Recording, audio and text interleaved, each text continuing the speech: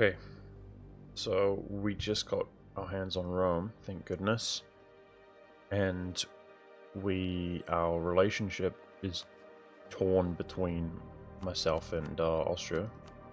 Horrible relations, so we're going in there and we're going in against Castile. So the problem is that France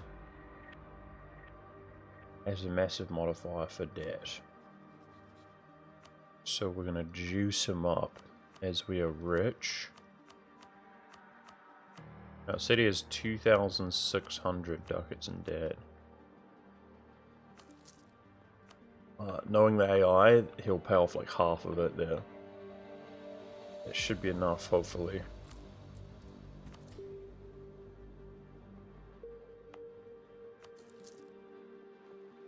This trade power in Genoa will make us money.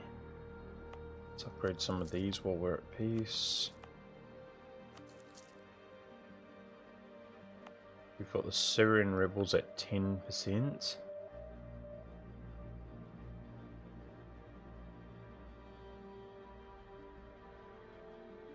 This guy's scourged. It's good.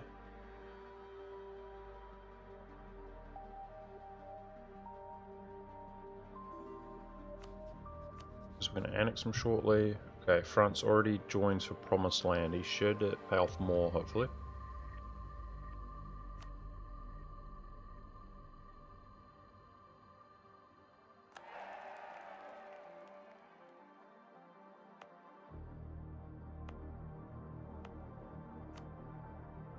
Let's be more specific with some of these seats when they come up. So these are supposed to all get to 20 dev from a mission, and they all have double manpower provinces from wine. So with the soldier's household, which is tick 15, the rate that we're snowballing financially, we could probably spam soldiers' households in the Ragusan node.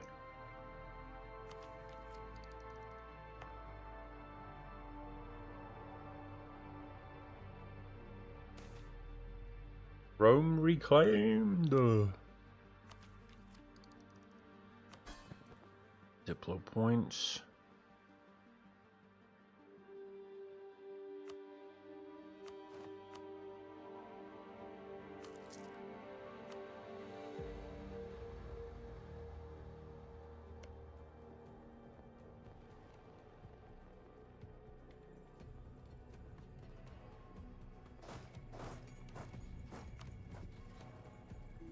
Okay, I gave France more money than he had debt, and he paid off about 500 ducats worth of debt. He's griefing right now. These royal marriages are too much. I shouldn't take too many more. General royal marriages do give you improved relations. I just got a third for owning Rome, of course. Missionary. Nice.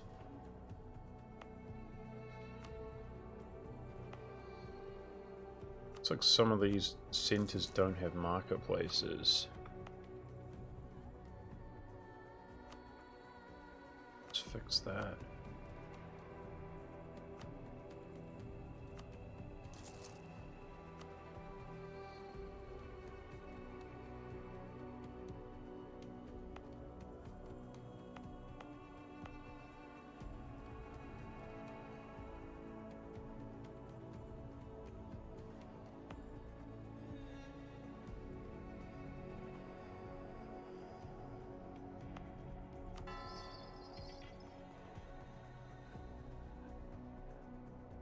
Okay, I could tell him to prepare for war.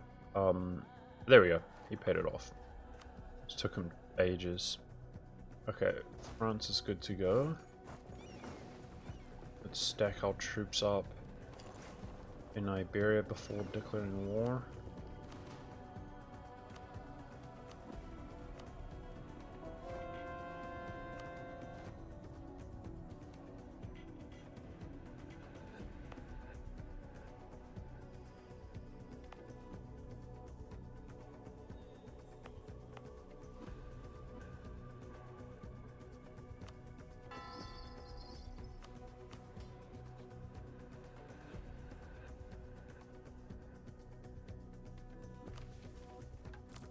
We have a mission objective, which is to get our inflation down below like 0.2.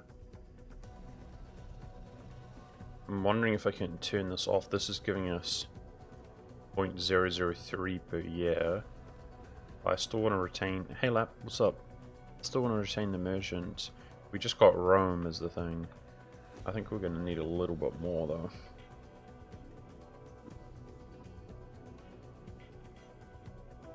Don Red Arena, I'm good man, how are you?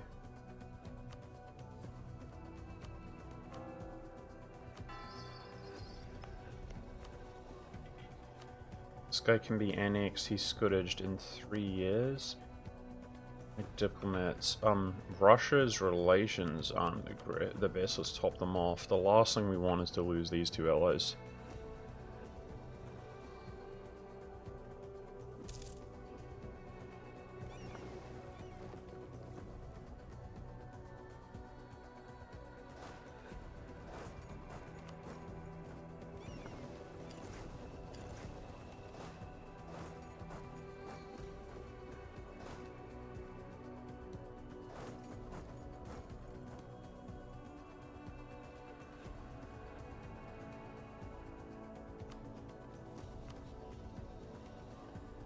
So, Naples has 3% control, or 2 now. He's actually the strongest nation in Constantinople, and he's at OPM. This is about to be Venice.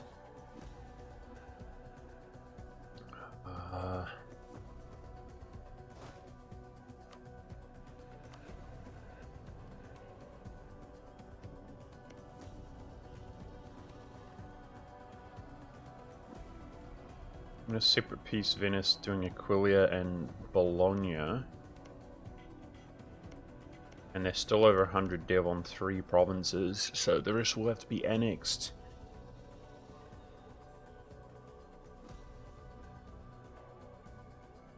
Okay, we'll set them up and we'll go with Naples.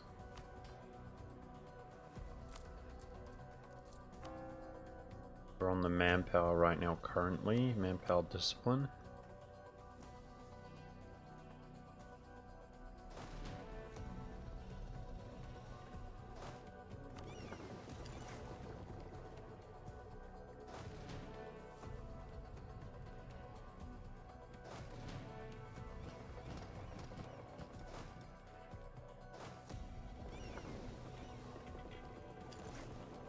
When the ship lands, I'm gonna go declare the war.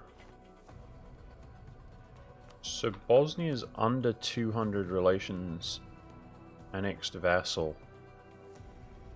Okay, some of my vassals are upset that I've annexed other vassals. That checks out, but these two are Bernari. So we don't need 190 relations. I actually want to avoid... I really want this governing capacity 20% here, guys, because we're getting limitations. But I want to avoid this tolerance of true faith 3. While the Syria... Excuse me.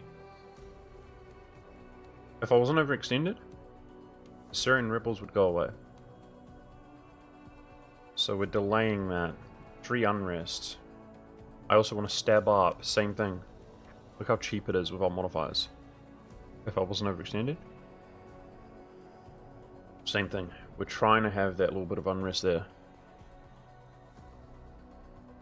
If you were doing one culture, would you have taken religious third again? I think no, actually, Lab. Would you agree? So, this is the thing. I've been a little bit lazy. We could have pushed this game harder. Okay? I think anybody can agree with that. If you... Like, there were times I was sitting around. You need to study the game. You need to think, what am I going to do? Where am I going to go? What's going to happen? So, we could be having a little bit of a better game. Okay? I would have done it the exact same way. If I was trying to one culture the world of Byzantium, I would have done it the exact same way. The thing that I've learned I mean, this is a good Byzantium game, right? But if I was doing it like my life depended on it, we could be doing even better. I could also be going east into the Timurids. My CCR is insane right now. And we could be going... I mean, the Muslims are chilling. I could switch the Timurids with Kilwa. Kilwa's really strong, and we could be pushing east while we have, like, tech advantage. It's just, there's no reason to do that for Mend the Schism and stuff. I'm being lazy. So with that being said, I would have done it the same way. Now, by the way, this would cost Diplo points. That's the downside, but it would be worth it. It would be worth it. We have some Diplo points to spend. For me, when you do one culture, the most important thing above anything else is to just have a monstrous game and to just be huge and own everything. And you can actually retroactively convert the world to your culture by taking the stuff in the late game or mid to late game. So we would be slowly converting stuff. I think, like, in this case, because I'm Byzantium, I'd form Rome, which converts your entire cultural group. I converted this to Bulgarian, kind of because the border gore of culture. That would have been Greek. It was the same price. But everything here that's green, apart from Bulgarian there, would be converted to Roman when I flip Rome to Rome. And I would have avoided a little bit of the development I did in the Bulgarian as well for that reason. But we'd be culture converting now as opposed to deving. I've done a lot of dev, and that would make you broke, comparatively, relatively poor. So, like, I'm not sure you were here because I did it right first thing of the stream. I gave France more money than his debt, and he's paid less than half of it off. They're just trolls, dude. He's like, oh, money, I'll spend that. Okay.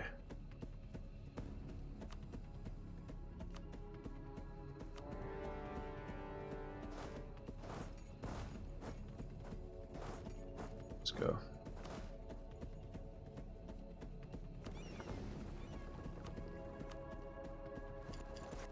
Pirating Genoa.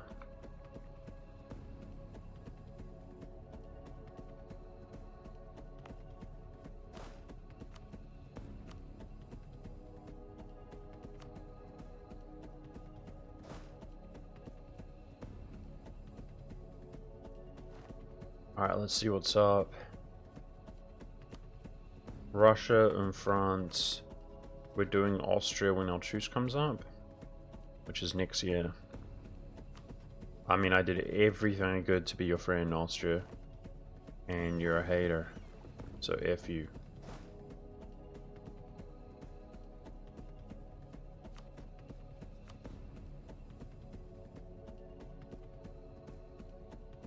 What I would love to do, and I'm actually going state by state. Wow, look at the OE. That's shocking. Shockingly small. Is to take entire areas because they're best for trading companies. I do have claims all over though. So what else is good for trading companies is the trade centers. Now France will take some of these occupations in the north. Yeah, I'd really like to be able to walk around. That's 3. This is 3, but that's the capital.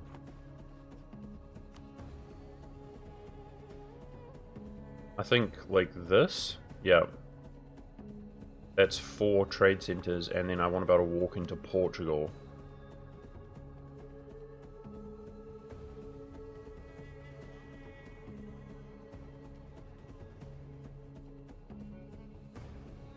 I mean, that's 98.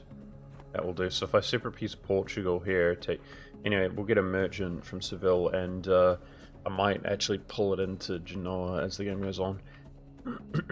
Take Granada. True. That reminds me, I'd like to be able to core across here as well. That's exactly 100. Actually, I'm gonna take this. Yeah, but I mean, it's rank 3, dude. It can wait. It's rank 3. It's all good. Like, we'll come back against Castile in 5 years, guys. Fine.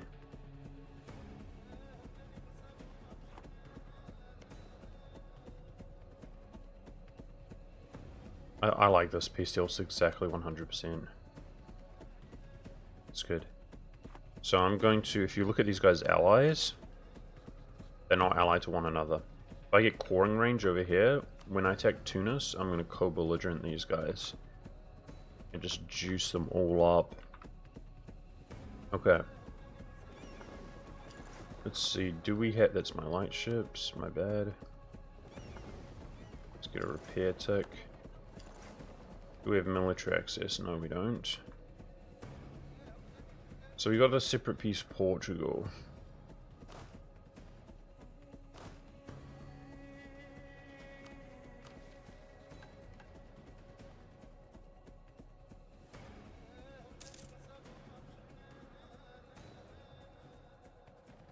Yeah, France might ruin those occupations, guys. I don't know. It's whatever. We'll take what we can. Let's go bully Venice.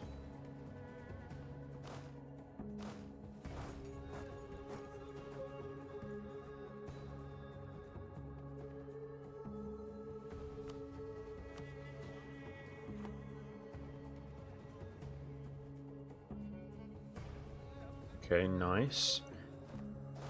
That's mine. That occupation, provided that we actually win here. Here's the military access opened up. Let's go for Venice.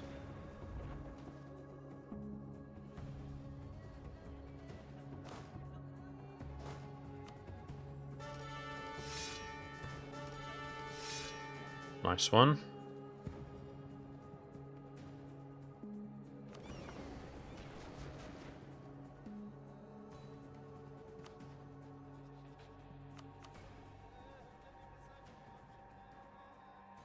I feel like we're lacking, we're not doing diplomatic activity with my diplomats.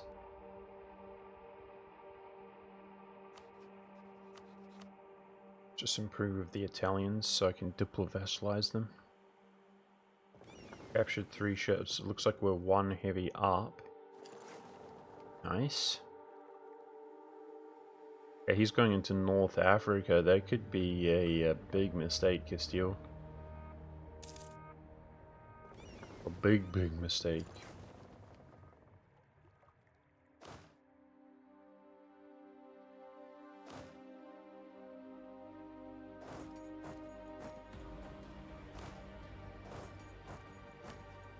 And Venice is going to be like this, 61.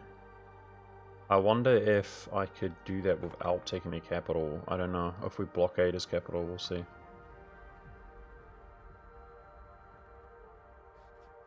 It's got 49,000 troops, so I don't see them at the moment. They must have wandered off.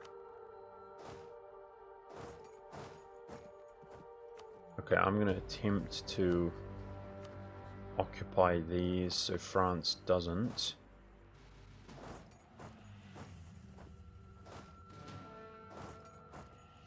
And then separate piece Portugal. So Portugal's got England. This is going to be a short truce. England, Castile, like that.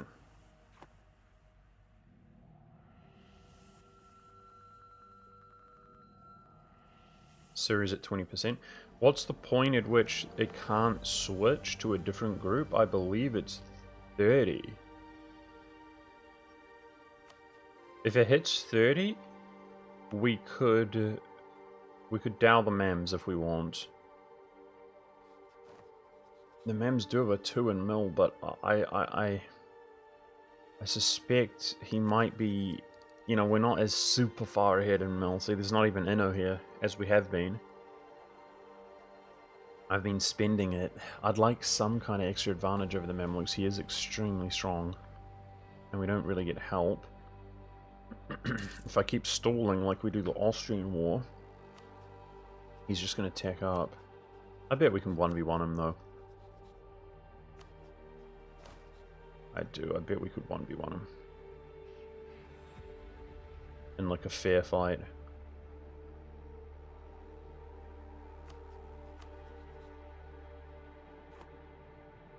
Okay.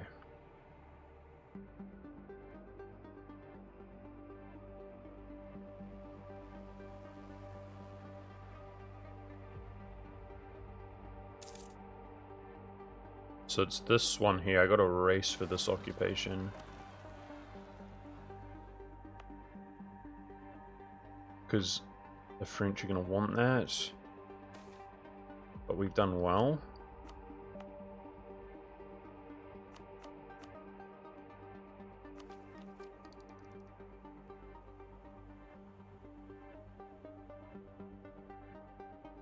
Oh, and by the way, 100%, no, I'm looking at overextension. This is only 46 war score. That's not very much at all. Sweet.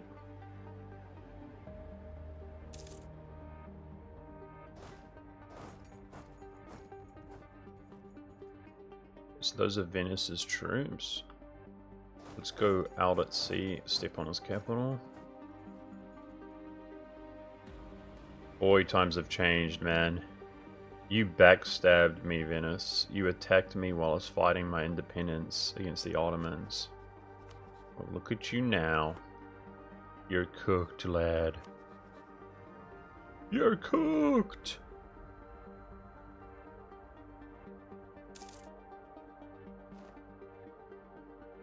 And he had his unbreakable alliance diplomacy for so long. Global modifier, missionary strength, harsh treatment costs. Damn, this is actually... Damn, that's actually a good bloody thing. Harsh treatment going into the age of absolutism.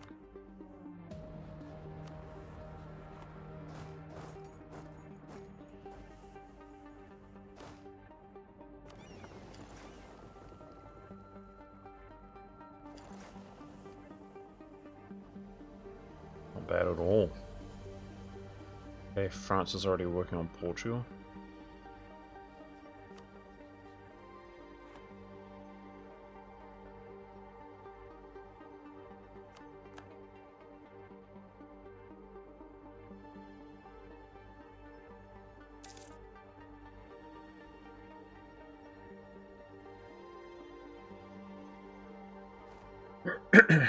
Excuse me.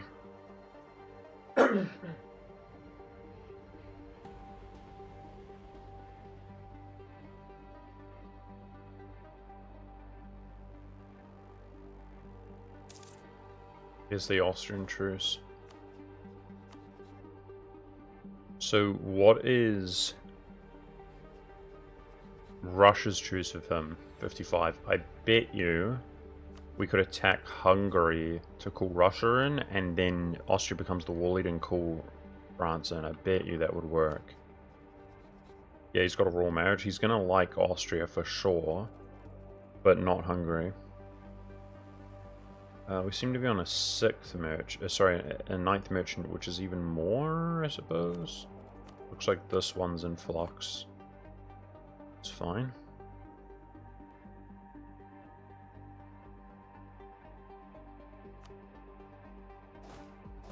Okay, go, go, go, go, go. Get these trade centers. Need to occupy every province I want to take. Now, I'm about to attack Naples, which is going to call Venice back to war. So I may as well take his cash here. It looks like I only got a small portion of that, but that's fine. If you guys recall, France is like hella bankrupt. So it might have gone to France. I suggest it did. It's absolutely fine. You won't scoff at 300 bucks.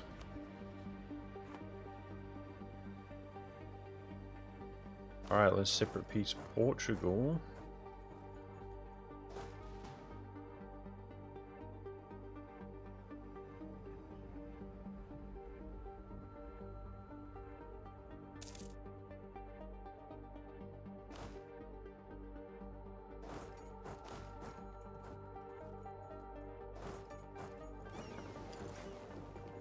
Pick up these mercenaries, send them into Africa.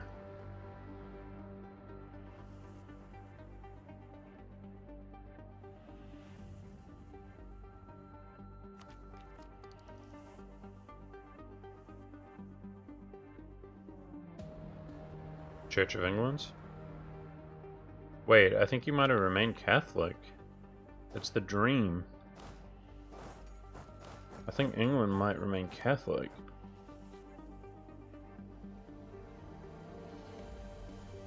He wants...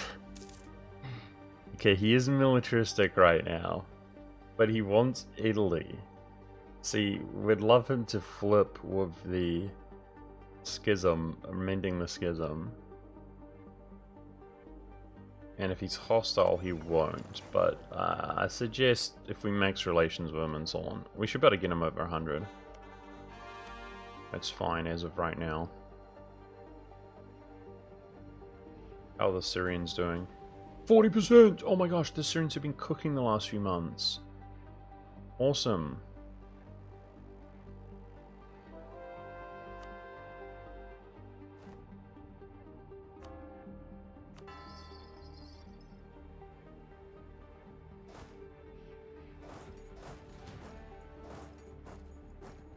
Burgundy did that.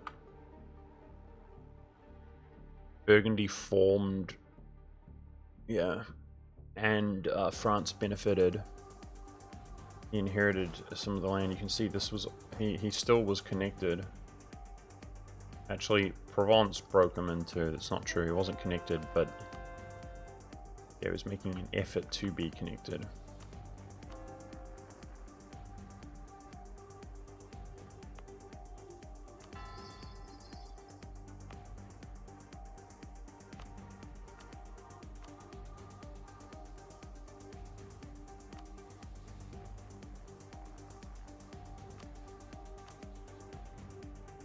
Now, because of Portugal's colonies and so on, often when you make occupations and you separately peace somebody, you lose war score. But in the Portuguese case, it's not going to be so harsh. It wouldn't surprise me if our war score goes up.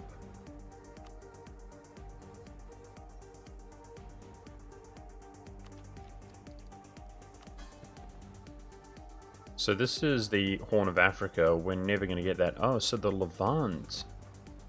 We actually got the trading company in Levant. Wow, that's crazy.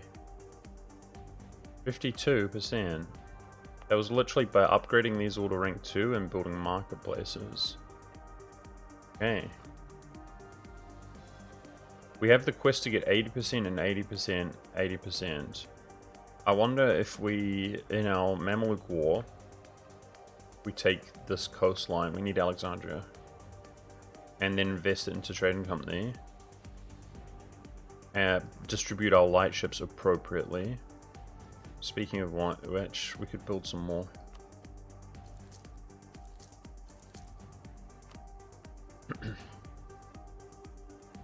Hey, October, good man, good. We're absolutely cooking.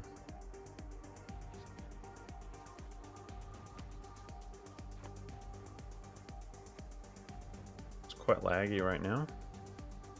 It's okay.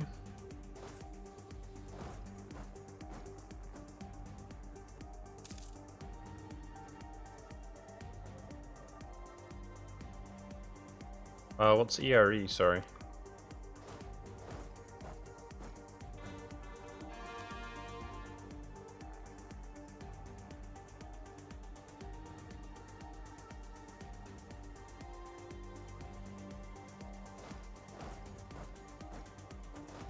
think maybe Portugal quit. Eastern Roman Empire. Right, there's a mission to acquire Rome, isn't it? Yeah. Let's see. To form the Eastern Roman Empire. These missions. It's not along this border unless it's that it is there. It's there. Okay, this is State Core. So the problem is I need to do this line. It's Italy. It's like all of Italy. Yeah, we're working on it. We're about to attack Austria, which is going to be this one. and then it's northern Italy, which I'm at 0. I'm kind of diplo-vassalizing my way through it. So I could deliberately, like, I've been going more meticulously, but we could go for Ferrara, for example, and aim those spots. But not soon. How do I say it? Not this session. Maybe like next session? We'll see. So I will obviously throw it out there that I could be going absolutely berserk. I could be just doing that, but all of Europe would hate me, right? And I'm trying to be more diplomatic than that, because I do want to mend the schism. That's the goal. And yeah, I would like some nations. Hey, look at this. Stettin flipped back to Catholic. What a legend. I'd like there to be some nations that actually flip Orthodox, guys, you know, or else it sort of defeats the purpose. So we could be going through war. I think we're strong enough. But this is in some ways a more chill, more enjoyable way to play anyway.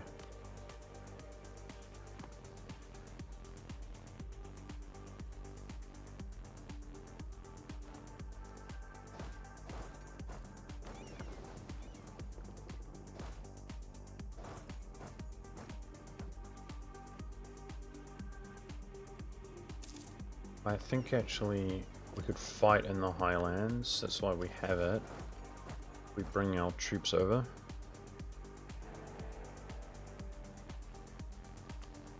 Damn it, dude. We probably could have befriended him, guys, if this diplomatic guy was on the throne. What's crazy is it's probably not too late, but we're locked in. We hate him, right? He's not annexing Hungary anyway. He's just trolling us, bro. He's just trolling us. We're locked in. I'm going for the kill. We don't feel like we rely on him at all any longer. He's been trolling us all game long, man. Like, losing emperorship strategically when he's our ally, to regain it when he abandons us. He abandons it like it's the typical AI coordinating with each other to troll you. Okay. One of our merchants was from this. What do you guys think? I didn't expect this. What's actually good? I think these advisor cost reduction, reform progress, that's huge.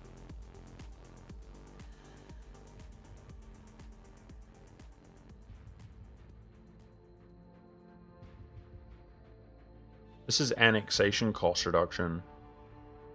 I mean, we do annex.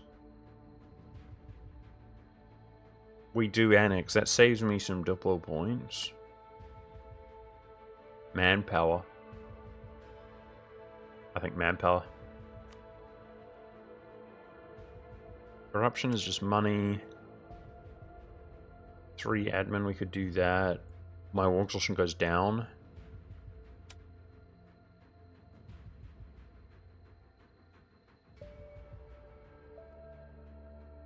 Patrick Authority is like capped out.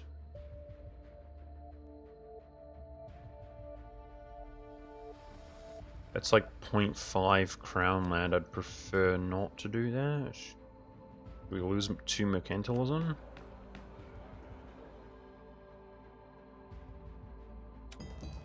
And div that back. I just got like 37,000 manpower. That's pretty cool.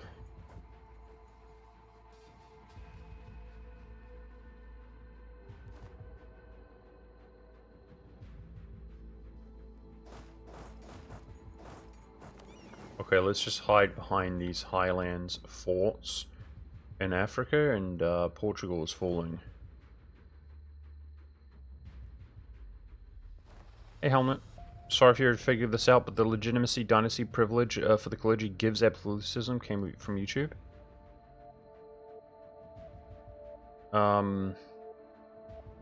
Yeah, there is one here. You can see I'm maxed out. One of these, it's this one here, toggles off and on, and I can't check right now. So there is a gap. Yeah, we worry about that during the Age of Absolutism. I think it's not the best. Isn't that the one... I can't look at them right now. I think that's the one that give legitimacy. I think it is the Patriarchal Authority one, I think. Which is... it's whatever. But I appreciate that. But if it gives absolutism, we can pop that on during the Age of Absolutism. I believe what it means is it negates the penalty for absolutism. I believe that's what it means, because it basically takes away absolutism, then it grants you absolutism, and it equalizes, I think. This guy's already half price rank 3. Okay, when we get to peace, guys, we should better provoke the Syrians if they... oof. See, there's hardly any unrest. If they just hit 50...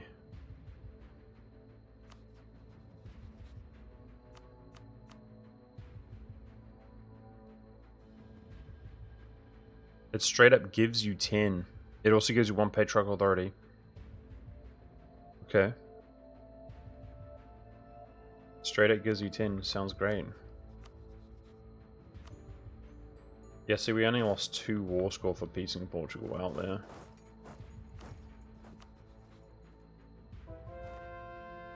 Oh, frick. I need a fort in Africa. He's got a fort. Oh, I didn't see that. Okay, that's bad. Okay, you got a job to do then, boys.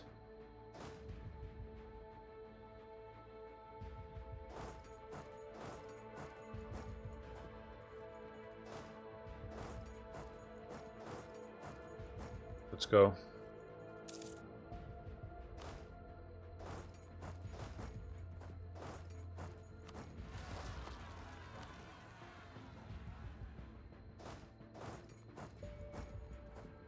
I'm going to barrage this one.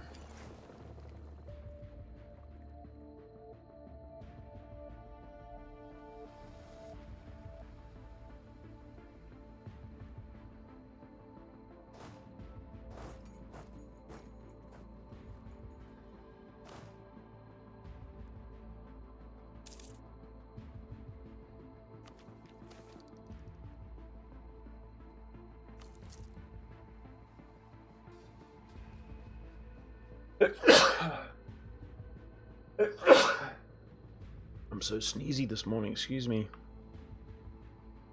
Sneezels.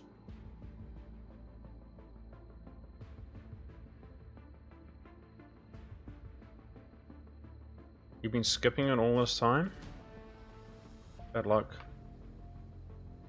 Yeah, there's a lot to look over in these games.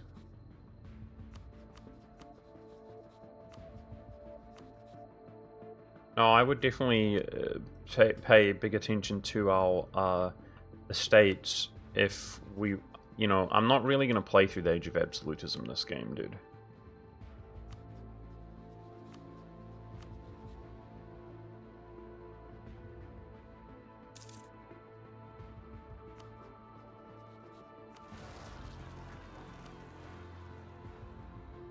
So I actually had plans, I'm not going to lie, with the Iraqis to defect as well, but we're a little bit past that. I just want Syria and I want to defeat the Mems the old-fashioned way and call it a day.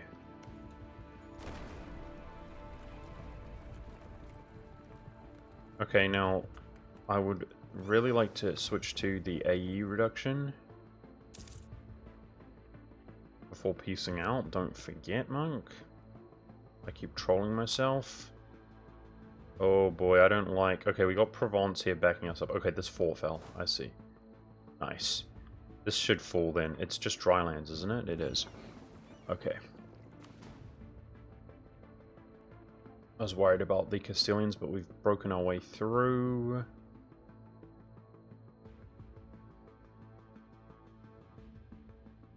Got it. Beautiful. Okay, do we short truce Castile? I'm gonna take war reps. Oh, she's a beaut, mate. Now, part of the reason I was talking about states, I'm gonna wait. I am gonna wait here, which is slightly inefficient for coring, but it's fine. Yeah, it's because I was talking about states earlier, but the war school cost is just insane, guys, so forget it. I want to concentrate them into... We've got crazy CCR, it's fine. Slightly inefficient, but look at my admin, we're chilling. It's the least of my concerns. I wanted to pull it into my capital. I'm gonna wait until, like, we own the whole state to do that, because it's, like, 10 times more efficient. And that way I'll actually complete some of these missions where we need insane dev. Ultimately, we want 75 dev, and especially if I don't expand infrastructure, maybe we should. Maybe we should expand infrastructure at the end of the day. But if I'm not doing that, like, there's no bloody way we'll make it there. Okay. I think probably Toledo can just... I'll keep it.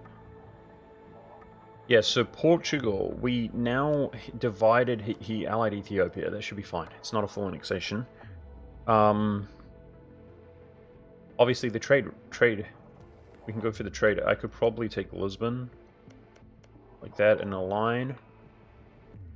But these countries, these nations are going to be absolutely gutted financially as we control Seville.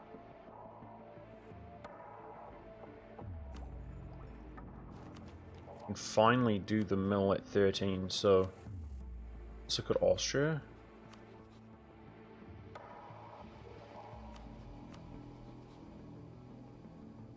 Would stabilize Russia. He must have military access. What? I'll wait a couple months. Is that real?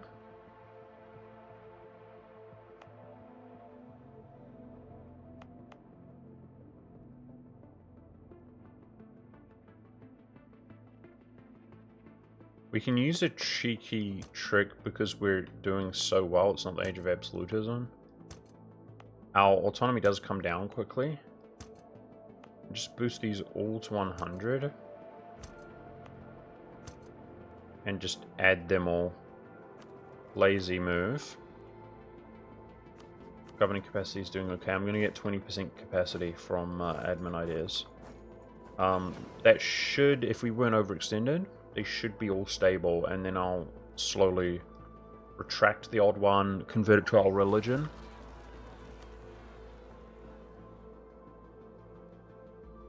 Okay, so is it the truce with Austria still? Yeah. May. Let's go in on May. Syria's still at 40%. So I'm hoping post-Austrian War we provoke Syria. That's the plan. And then we do not want to call anybody to arms, so I will do North Africa after Austria. I believe Tunis's truce is soon. Yep, it's next year. And it'll be worth going slow here. Wait 5 years so we get Syria. Boom. Do the MEMS after he takes an L. And he'll be a shadow of his former self. Okay, this guy needs to be annexed. September next year. Who would be next? Because I'll scootage them. Those are the 60s. It's Florence.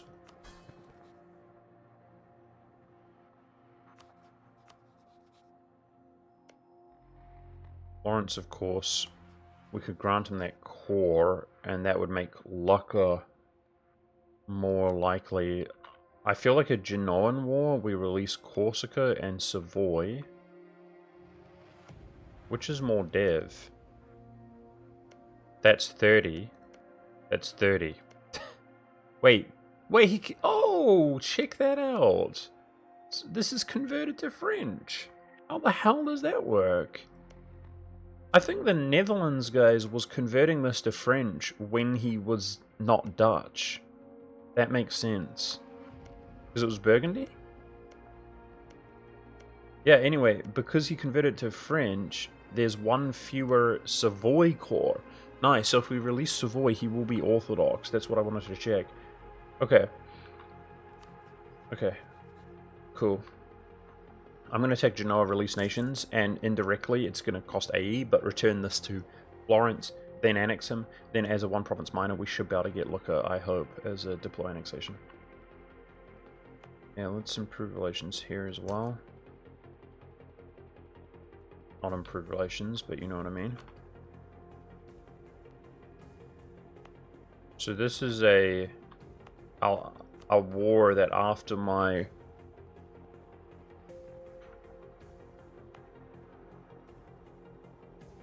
next war in Tunisia, we should get a merchant from Safi.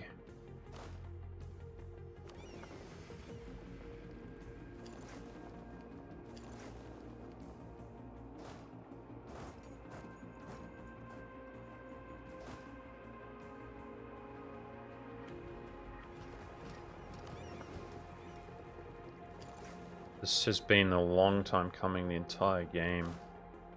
I've been waiting for this war against Austria, I'm not gonna lie. But it was initially...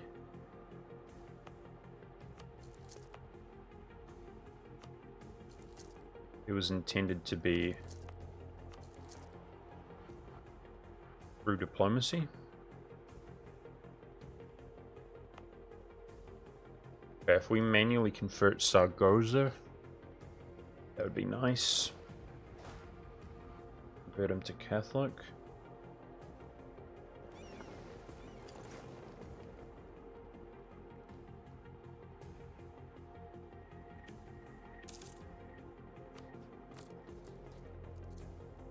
This is well 100 overextension, guys. We are freaking flying financially. I think I'm going to set up 2 trade fleets.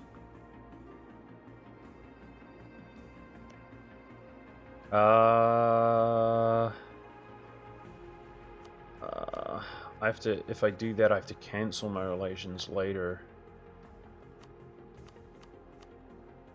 Cancel military access. I think denying or cancelling both affect your relations negatively. Okay, the Cossacks aren't heavy. Let's wait to seize. I don't want to deal with the rebels everywhere, and those rebels, they actually destroy your crown land when they make occupations that are not next to your forts.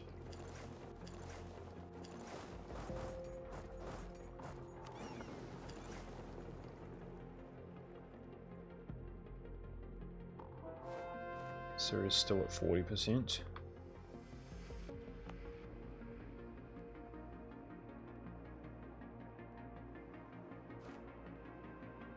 Huh?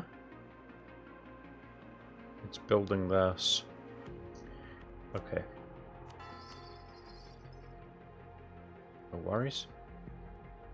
So this is not enough. So there are 4 trade regions that I own, 4 that I don't own, but these are more powerful.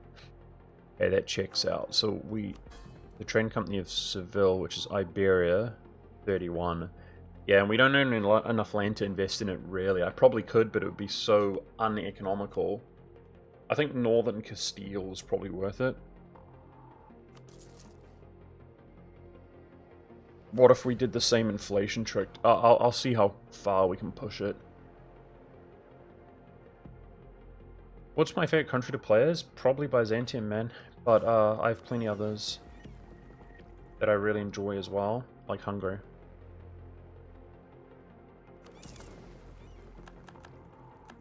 I'm just boring. I enjoy playing inside the Holy Roman Empire. I enjoy playing Hungary and Byzantium. Those are normally my favorite. I enjoy others as well, like the knights around Anatolia and stuff.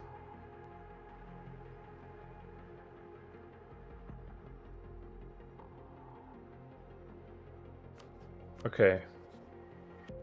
Russia is May.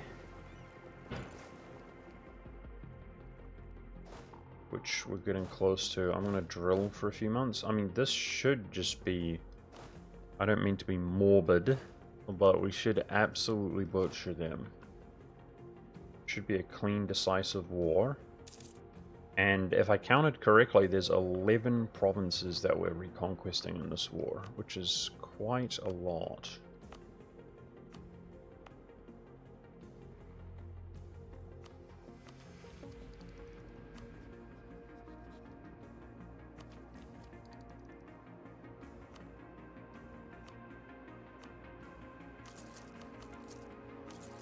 Governing capacity buildings.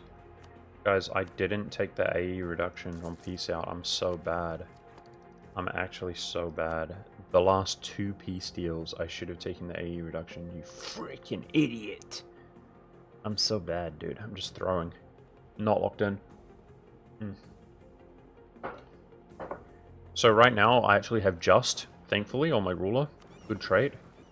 10% AE reduction. And it means that the AE reduction is worth even more from the Orthodox bonus. But I'm squandering it.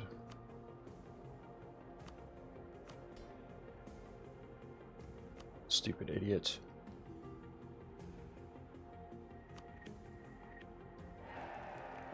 I get over 3 legitimacy yearly. We got a lot of royal marriages.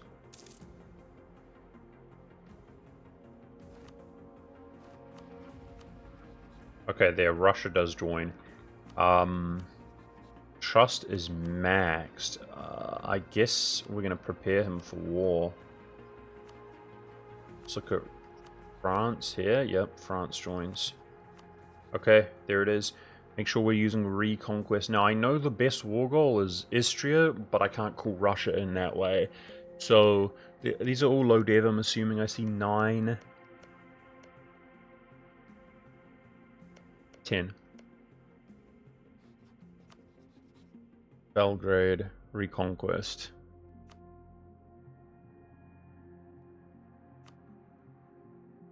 Now this is a lot of enforced religion, I hope. Definitely Augsburg, Chile.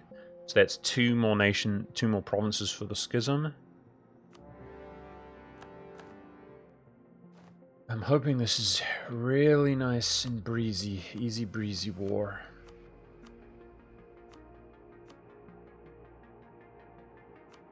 And they just get absolutely smoked.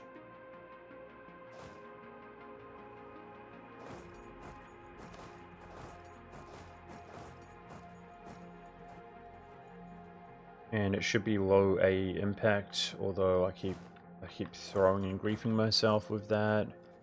So if we go return core.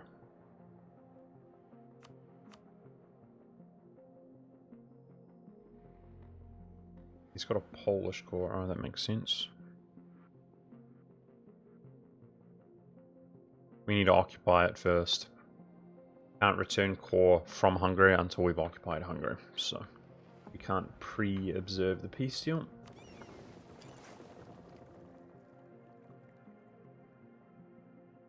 But this is a mission completed.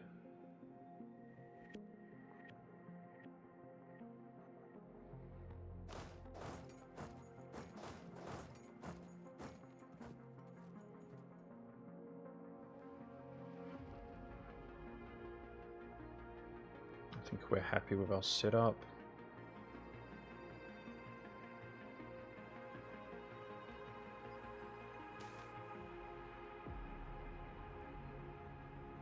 Yeah, I mean, I called it, by the way. Like, I was hoping EU5 would be better than it is. You know what I mean? People will enjoy it more and stuff. But I did call it, bad move. Changing them. Paradox has this weird thing where they resist. They really, really resist what the community likes. And, I mean, I could rant favor about Paradox and just be a hater, but it's like, bro, that adds so much stuff to the game, change the dynamic of the game, cheapen it, in my opinion, make it less sandboxy. Focus, it's a game where you can play every nation in the world. They focus on one nation for the next patch, you know what I mean? I'm exaggerating, but like 1 or 2 nations. So dumb. And then it's like, oh, this is what the community actually enjoys about our game? Well, F that. That's dumb. I mean, it's like, what do these guys think they're doing? No respect or appreciation. It's like a form of entitlement. You make a product, people like it, and you're like, they like it for this reason? Well, they're dumb. And it's exactly, they've literally put out statements, like when DDR Jake was working for the company, how much he hates Byzantium, and he's going to try to undermine it so people can't play it. Just ridiculous. But anyway, They're the perfect storm of underdog nation. Everybody likes Byzantium, and they should have. That's something that obviously they should have attempted to carry over to EU5. It's like we want the same dynamic. I think they probably did have that in consideration. That's why, like, you know what I mean? They're much larger in EU5, but they're still very weak. But I think, I don't know. I can't be objective about EU5 because I never learnt the game thoroughly. But it seems like they're just not enjoyable to play, that's my opinion. That's partly... Oh! What am I doing? What am I doing? They keep coming out of the fog. Okay, that was a big misplay. Ooh, don't stack wipe me, please. We're a lot stronger than him. I'm rolling well, that's good. That was an hour and a half. Oopsie daisies. Wait for reinforcements to arrive. Obviously I didn't think I was taking an offense in the mountain. So they've actually got a fort there. Bro, I'm so dumb. I'm just blind as a bat. I was going to go in to reinforce this, but I'm walking into a fort. Okay, that was genuinely a stupid mistake. My fault. It looks like we're not going to get stack wiped at least. I'm going to make it 4 more days. Ooh, they all piled in. They might stack wipe me. Oh my gosh, they stack wiped me by 1 day. Oh, deserved. Deserved. I walked into the mountains with low morale stack. Ooh, that does feel bad though. Frick. I mean, it's like, that was like 28k manpower or something like that. Like, we can shrug that off, but it's not good for my ego. Let's start building that back up. That hurt my ego, chat. I'm like, ouch. Physically hurt my ego. Okay, we got Mamluk Pretenders. The Syrian stack should be larger than that, especially if we provoke. It will be 50% larger. But the Mamluks are going to get griefed by those rebels.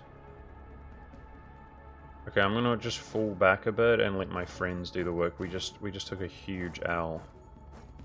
Because I'm just reckless and bad. Let's do more diplomatic actions.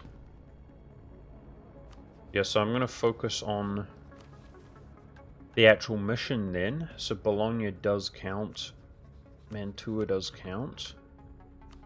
Let's check out Mending the Schism after chunking Castile. 39 provinces, guys. This should be 1, 2 through conversion, and then we need to take 12. That's 14 provinces. We need 39 more. We're taking 14 in this war. We're making good progress.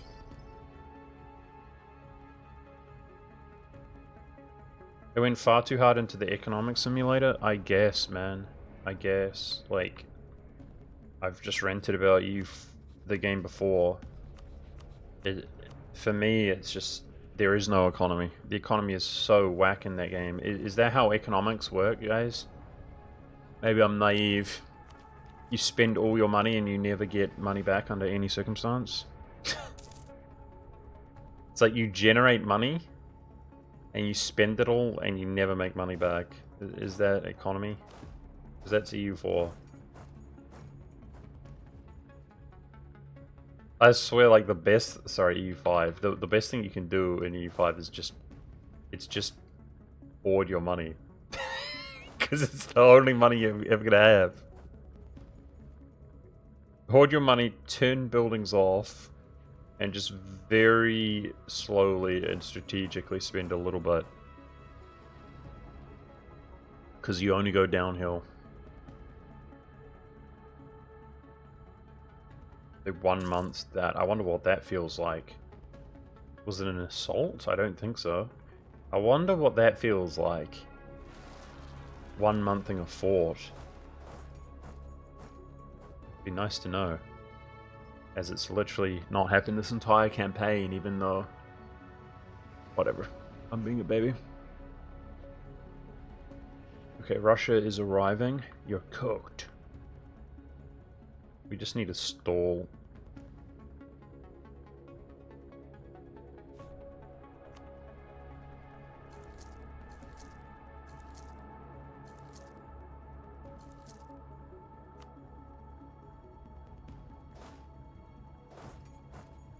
Let's group everything together. Can you ban that guy, Lap? Do you see him? Okay, let's tick up to 13. Are they on 13? They're not. Russia is. France is. Oh, but how about that?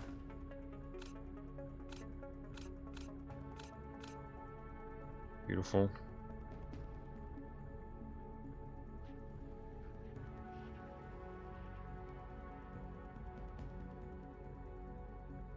EU5 is the lack of economy simulator.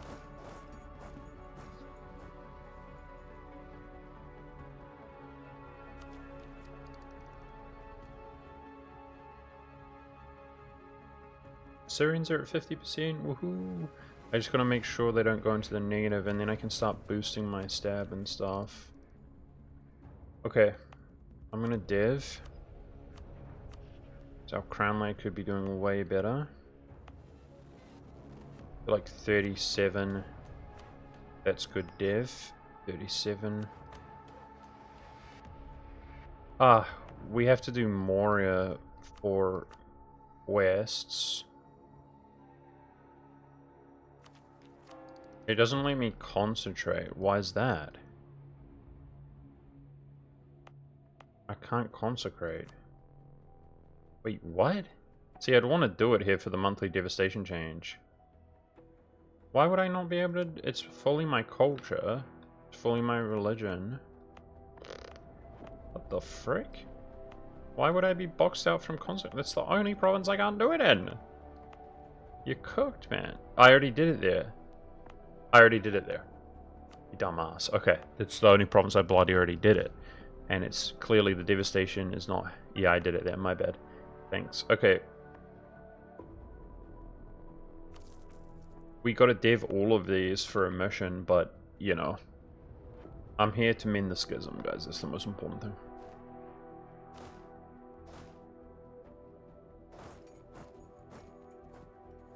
That reminds me, actually, they need workshops. They're not the best buildings, but it's a decent upgrade. It upgrades silk. Support the weavers. They need 20 dev, guys. Boom, boom, boom. They need 20 dev, and they need counting houses or workshops. So I just did the workshops. Okay, so this guy, let's dev him. It's actually more worth doing.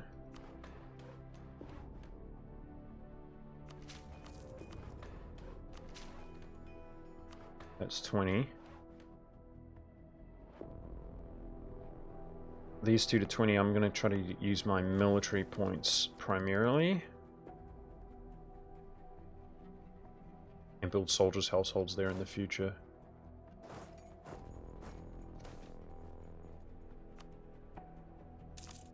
Nice.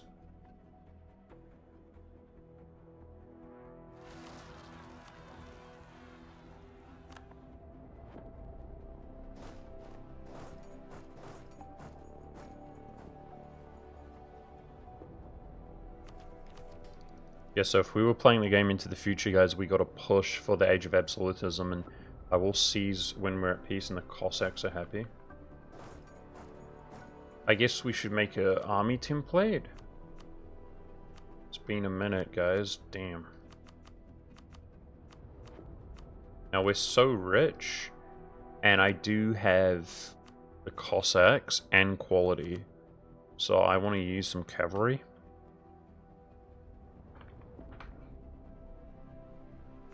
Which, controversially, I'm a cavalry enjoyer.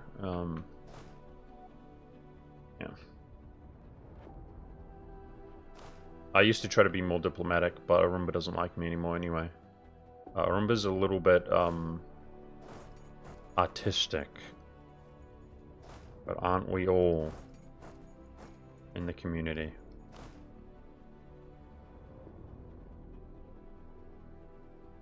I can actually make it here before he gets a morale tick.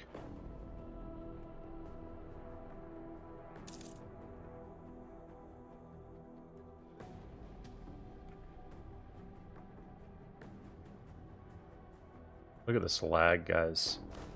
Yeah, that was a nice stack wipe. That's part of the reason I don't play the game. I'm not gonna lie. I don't know why it is, guys, but my game... Like, I see Flariwari's game and stuff. Like, the obvious thing is that it's your PC, right? But the games ran so smoothly in the past on this exact same machine. And it's not like now, years later, it runs slow. Just overnight, the game just broke and never fixed itself. I don't know why. It's just like, yeah, your game's broken. Just mid-late game, just lag. It takes like 5 times longer to open the game, or to go to the menu, and it's just been that way. Your game's the same in what way, Lab? No, I've removed any kind of mod, everything. The only mods I have on, because it was still slow, I've reinstalled the game, I tried everything. I say Paradox snipe you? Yeah. Yeah, it's like they put a friggin' bug on my machine. I know that sounds paranoid, but it's like literally what it seems like. Never slowed down for me? Yeah, I don't know why. The game is just unplayable for me, so I can't play it. Like, it's just torture going to the late game. Absolute torture. You can see the frame rate here, guys. We got like 1 frame per second because we're at war. But nobody in the community knows how to help me. Either. So we're cooked.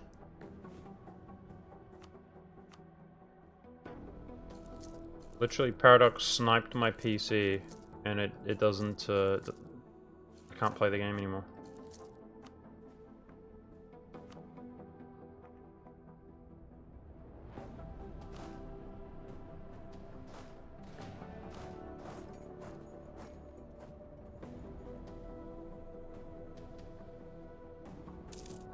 Definitely sounds fixable.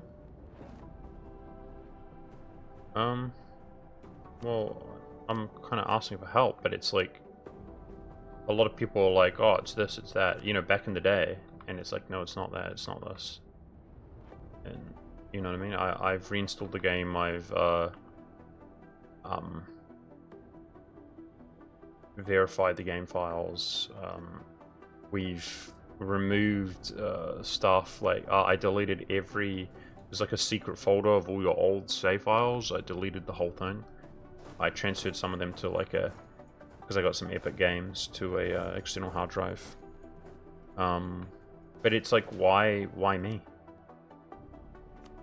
Nobody else has this issue, right? It's just overnight, my game's just complete potato, and it's like the only game. It's not like... So again, like, people will be like, oh, you need a new PC. It's like, yeah, that would probably solve it, I assume. If it's just me, it's like my device. But you gotta understand, this happened like 2 years ago.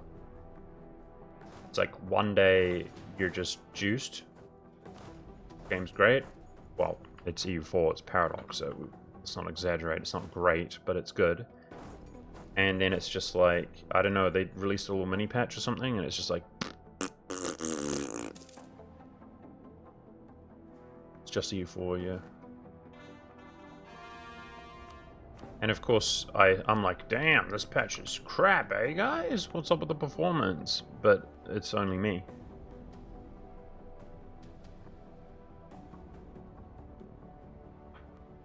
I think, the other thing is, like, a lot of people will say it's because I'm streaming. Like, it happens off stream, guys. Literally, it's just EU4. So, yeah, Helmet, I just answered that question. I knew people were going to ask that.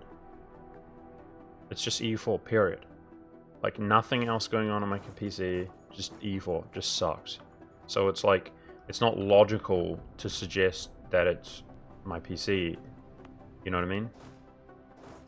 Or that I'm doing too much, or that it's just EU4, straight up. It just doesn't work.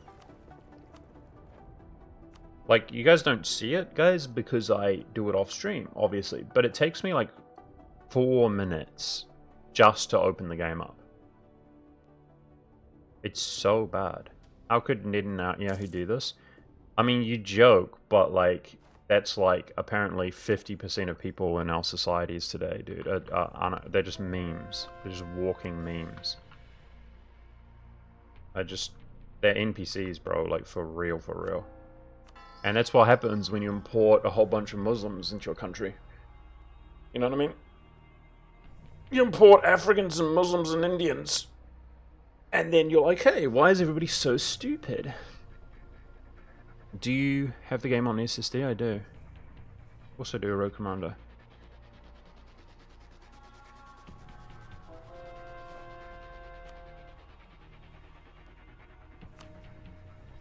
Have you tried running older EU3 versions through Steam betas? The thing is, I kind of was... I don't want to work like really hard to play this game. I think I did do some stuff like that. Yeah, like look at older patches and stuff. It's just all broken. Look at this. So a lot of people... Yeah, it's like I stopped playing... One of the reasons I stopped playing EU4 is because I physically can't, as you can see. It's only going to get worse as well. Like, it's because we're fighting a war, but this is just horrendous. You know, Flurry Worry is going up to, like, late game. No problem. So are other people.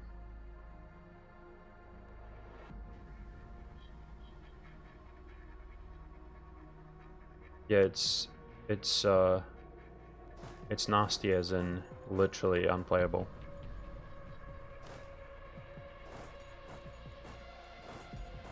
We're cooked. I already knew that was the case. But you can still play the early game, you know? I mean, this is playable. I say it's literally unplayable, but it's just such a dismal viewing experience and everything. Yeah, exactly. See, Lap saying his PC can't play EU5 well, but EU4 is no problem. I'm telling you. We're cooked. I don't know what it is. Like, some guy's joking, but it's real, though. Because Paradox hates me. It's like they sniped my device and screwed me. Like, I can play EU5, exactly. I can play EU5, no problem. Better than this, no problem. So there's no, while streaming, you know, so there's no logic in thinking like, oh, it's your device, oh, like as in, oh, your CPU, monk, it's just your CPU, it's your fault, you need to spend more money. Like, I'm not a good computer guy, but it's like, no, literally, EU4 is broken for me only. Any genius out there who knows why that would be, appreciate it. But just the game. Doesn't matter if I uninstall it, reinstall it, verify the game files. If anybody is a genius and would know why one game is broken for me specifically, I'd like to know. Exactly. The Paradox hate me, they put a malware in my game. For real, for real. They're like, oh man, he doesn't like Ludi Historia. Because Ludi has to cheat while he's playing Muscovy on normal difficulty. Muscovy, he's playing one of the most powerful nations of the game on normal difficulty with no... It's like, with no challenge. You know what I mean? But he's having a really bad game, so he needs to cheat. So he's being exposed for being a cheater, except... Oh no, that's our boy, that's our shill. That's our shill that's pumping all our products. That's who you see on Steam. Steam trailers. Oh no.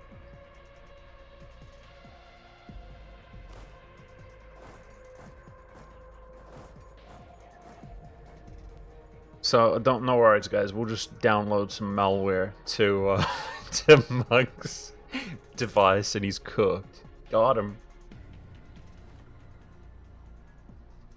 Verifying Steam files sometimes keeps residual files that aren't part of the initial install. Maybe bugged on config file.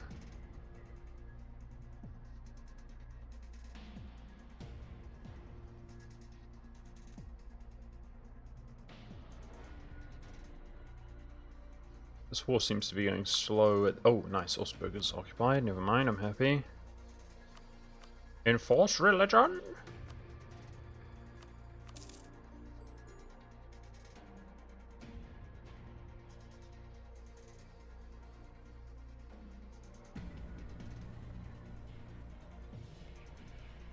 Okay, my admin's capping out. I really want to boost my stab.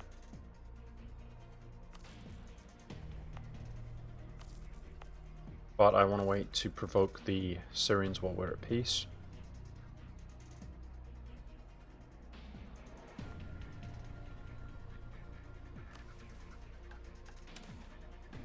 Man, this is such a good event, dude. That's 15 to all monarch points, and it's 2k if France pays. Ooh! Wait, is that why he's broke, guys? Maybe we just end up sending the money back. Maybe we should avoid France. Let's look at his economy. Maybe he can't afford to pay that. Anyway, I just got 45 monarch points for clicking that. Like, it's hella good.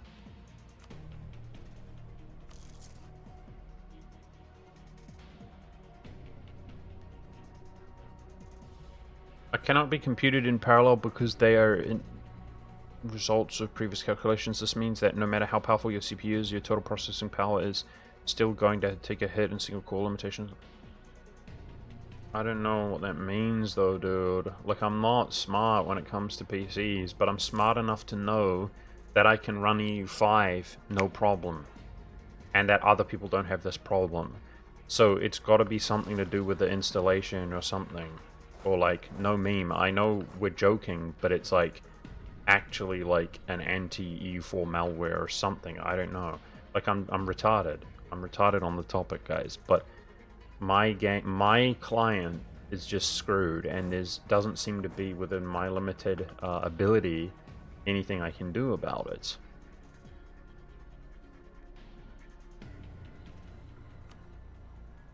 So if you guys do feel like you have a theory or a solution, you have to kind of talk to me like I'm an idiot. Just like, okay, you need to uninstall the game and do this and that and try to clean out this. Like, somebody had a suggestion that it was, there's backup files where your saves are, which stay when you uninstall the game. So it's like, he said delete all the backup saves, which I did, and it didn't make a difference. But in theory, that feels like, oh yeah, maybe it could make a difference because it's a residual backup file that's not uninstalled. So it's things like that, right?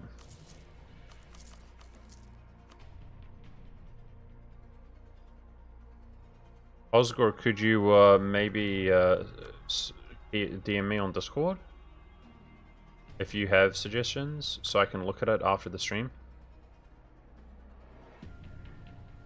Do you have my Discord? Thank you. Yeah, and that goes for anybody if you think you have a suggestion as to how to fix EU4 for me, because it's been this way for like 2 years. You can see I'm on like 1 frame per second, genuinely.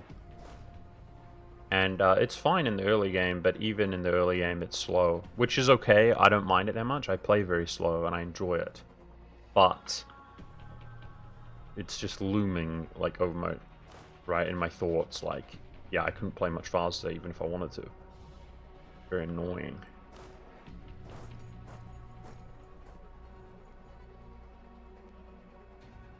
We're kind of getting to the point, though, that this is literally unplayable, which is a shame because I'm not quite done.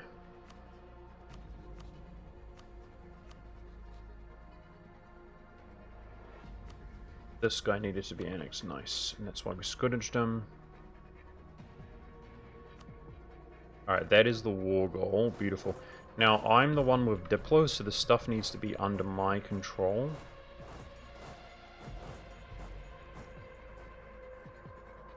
Or else it will be increased war score cost. I believe that's how it goes with my memory. Oh yeah, that's the other thing. People have suggested that as well. Just fully reinstall Windows, and it's like,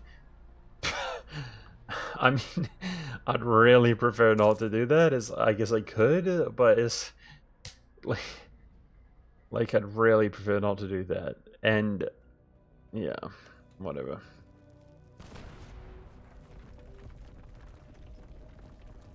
Because a lot of people are just like, just reinstall Windows, just reinstall Windows. It's like, bro, I don't want to work for like, you know, like 20 hours unpaid, and like I can't do, because I don't, you lose everything, right?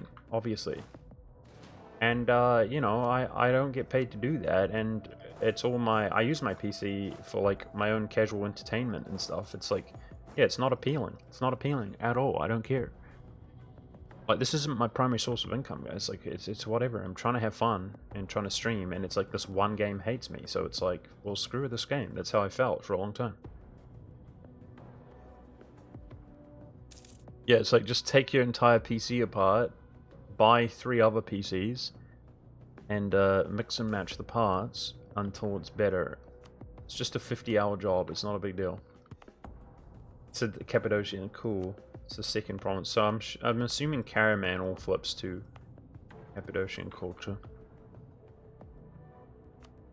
I mean, it would still be nice to know, like, if that would work, but it's like, oh man, I'm not up for it. You know what's crazy, guys? This is probably a crazy take. I was, like, obsessed ever since I was a little kid, too much so, with, like, I'd love my own PC, that sort of thing. Oh, Sweden's fighting Denmark. He was being annexed at one point. Oh, and he's actually gonna win, probably, with England. So Denmark's taking a huge L, even though, like, whatever. I guess the Russian war put him in really bad shape with something. Ever since I was a little kid, it's like I got my own PC, right? It's like, wow, my own PC, like, awesome. Well, I say little kid, like teenager. Late teens, actually. I bought my own PC because I worked a job. And it's like, that's awesome, right? And I've had a few, you know, as you do, you upgrade over the years. So it's like, I actually don't know off the top of my head if this is like my 5th or something. I don't know. But you buy PCs, right? And I swear, guys, this is probably an L take. The last time I got a PC, which was this one, which is like maybe 2.5 years old, or maybe 3 years old by now. I hated it. That's the only time I ever bought a PC. It's the current era, bro, and I'm just like, F my life. Like, this sucks. And what do I mean is, bro, like, the PC's good, the equipment's good, but it's the fact that you can't log into anything. So it's like your browsers are different, nothing's set up. Bro, I swear I took days. Like, days. And you're like, it's like this device isn't recognizing you. It's like your Google accounts, because I obviously do that. I got multiple Google accounts. Just everything, bro. Every app, every client, and it's the first time ever I'm just like, bro, this sucks, dude. Like, I don't want another PC. It's cancer, bro. It's like you spend like 50 hours and you're still just, it doesn't feel right. I'm like, man, this is cooked. You say sign of being old? I think to some extent, yeah. Because it's like, you just don't have that zeal. You know what I mean? It's just not, it doesn't feel important. It's like, whatever, to do stupid stuff. But it's the fact that you have all these things now, for sure, for sure. Bro, back in the day, I'd just have, like, I don't know, my email and my World of Warcraft account. And I guess, like, a YouTube account just for watching or something, I guess. Like, I'd have hardly anything back in the day. And it's just like, yep, boom, you're on. Like, Steam account. Okay, we're good.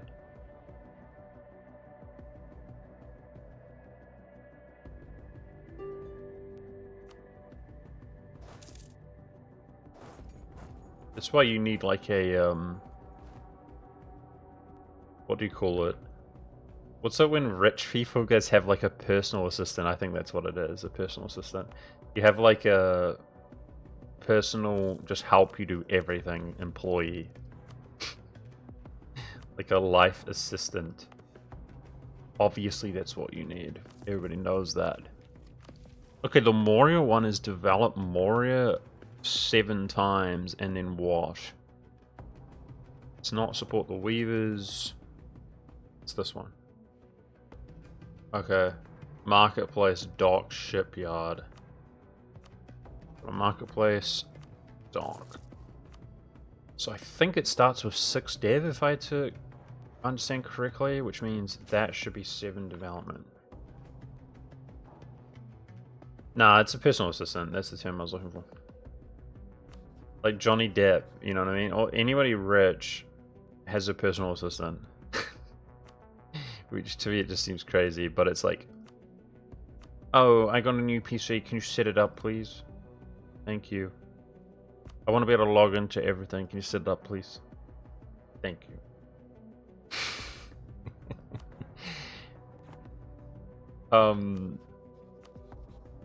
Now this guy is too large to be enforced religion on, but he's actually Catholic. If we transfer his trade power, that will give us relations. He's actually Catholic, which means he should flip to Orthodox with men the schism. If we keep him happy, that's cool. I think he was Protestant.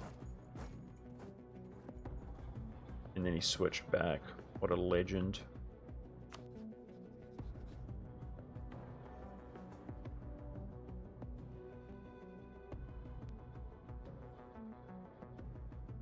I'm not sure how much this peace deal is actually going to cost, but it should be cheap. They're reduced cost.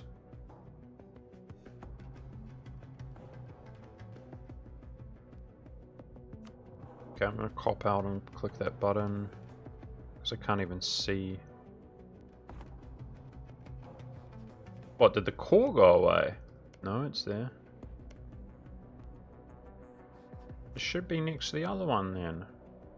Okay, I got it. Bosnia's one more. I think that's it.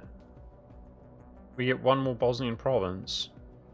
So it's going to be about 50 war score, I think.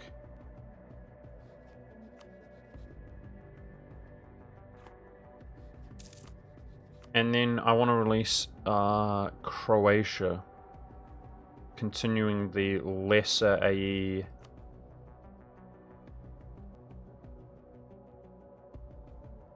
Okay, so I guess I have to occupy all of that, because it's owned by Hungary? I do, Helmet, yeah. But I'm not, like, unfortunately for me, I don't have, like, a good career or anything like that. It is a job. That's all I do. But, I have... Helmet, I run, like, other channels and things. I try to be lately, I never used to care when I, like, started or whatever, but I do a little bit now. I try to be, like, less parasocial. I don't like random people. You wouldn't believe it, man. Like, I have haters, guys, who watch my stream, sub to me for, like, 6 years, undermine everything I say, just hate me, like, hate watch, and I'm like, what's your problem? And they're like, oh, it's because of this and this that I know about you, and you're so pathetic, and I feel sorry for you. And it's like, brother, oh my gosh. Like, they sub to me, and then hate me. I'm like, hang on, do you hate me? Why are you sub to me all the time? They're like, because I feel sorry for you. It's like, brother, worry about yourself, man. Like, I'm probably... So then I'm like, I flex a little bit. Because it's like... This guy, so they bait me into flexing a little bit, and then it's a detriment to me. Does that make sense? If I tell people that how much I'm making from YouTube and how much I'm making from Twitch on the side as a not a mainstream source of income, then it sounds crazy good. So what literally happens is if you don't have many viewers and you flex, now people don't sub to you and stuff. Do you know what I mean? Because they're like, well, he's doing well. Which of course, anyway, long term, like I'm not set up well for life or whatever. I'm not at all. But anyway, I try not to answer those questions 100% honestly, Helmet, because it just doesn't benefit me. It only hurts me. I run other channels and things, okay? So I do a lot. Can confirm I've been doing this for years, but now I don't have Twitch Prime. I'm just a hater. He was aware. That's okay. Do you not run a Amazon account? That's fair. Yeah, I saw you lurking the other day, Missouri. You were trying to hide, but I saw you with my beady little eyes. It's because you got gifted a sub. Wait, is it already gone? I swear you got gifted as sub, Mizulia, but it doesn't look like you're subbed to me. That's weird. Because it was less than a month ago. Thanks, Road Commander. I appreciate that. I'm working on the most epic build I've ever done right now. And it's really fun. I'm gonna do a stream where I multi-stream to YouTube, and it'll come up soon. But I'll do it here on Twitch as well. Just a building stream. Okay, I think if we occupy this, I should be able to release Croatia. Let's take a look. Boom, 35. Okay, so that is the cost. Oh, so what happens? Does that go to Bosnia or does it go to Croatia? Let's see. Does that go to Bosnia or Croatia, guys? I think it could make the difference between diplo-vassalizing them or not. It's the same war score cost. I think it's going to go to Croatia. Frick. I bet there's a way we could tell. Which is the diplo cost. Is the diplo cost the same or not? The same. We're not going to get that province. Frick. It's 5 div difference. He won't be over 100. There won't be a distance of border. He will be a different religion. That's -10. He's not inside the HRE, thank goodness. I think we can still vassalize him. But that's going to prevent me from clicking this until... See, we can actually click this if I don't... Ah, where is it? This is exactly 12, I believe. I need 12, we're on 3. 1, 2, 3, 4, 5, 6, 7, 8, 9, 10. No, I do need to vassalize Croatia. That was the plan. We were going to do Silly and then return those. Yeah, no, this is fine. Okay, that's fine. Let's push for the peace deal and we're good. And then we're going to see... You'll get it? You get it, says one of the taxi. Okay, good. I'll lock this peace deal in then. If that's the case, we'll find out. Now, this war is chill, guys. Let's go back. We're going to be at peace for a minute. The Syrians haven't... Oh my gosh. Bro, he's been at 40% for, like, years. Literally years. Frick. Stressing me out. I was hoping we could provoke him post-war. Well, there's other casual wars I could fight. Tunis, this war, the overextension will piss him off. Yeah, let's go head over to North Africa a little bit.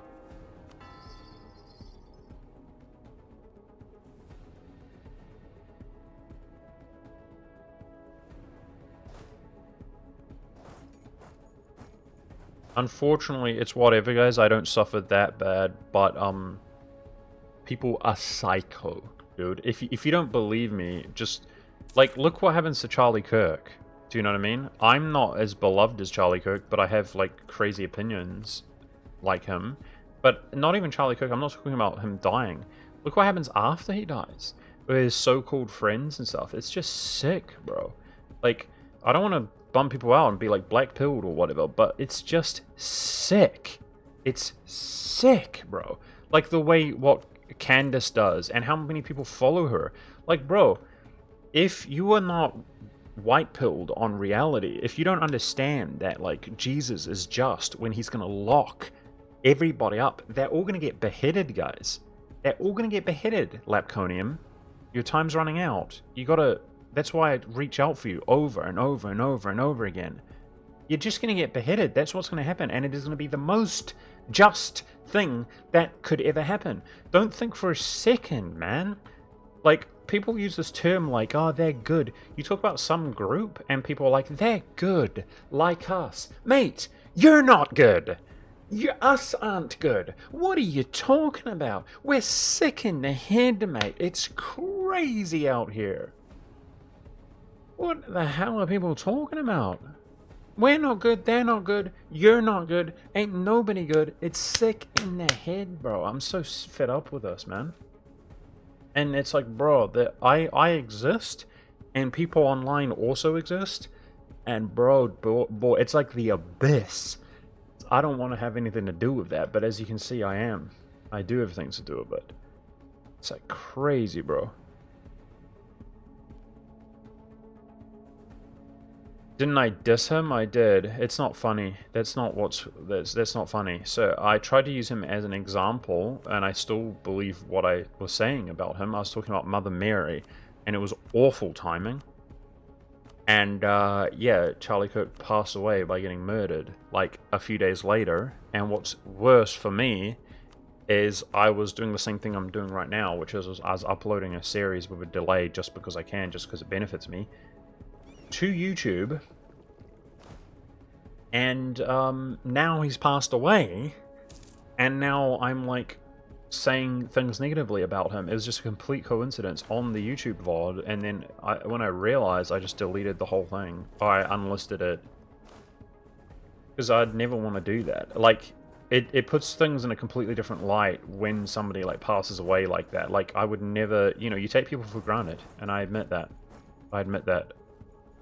You're harsh on somebody, you take them for granted. Like, I would never do that if it's like very somber and they passed away, for sure.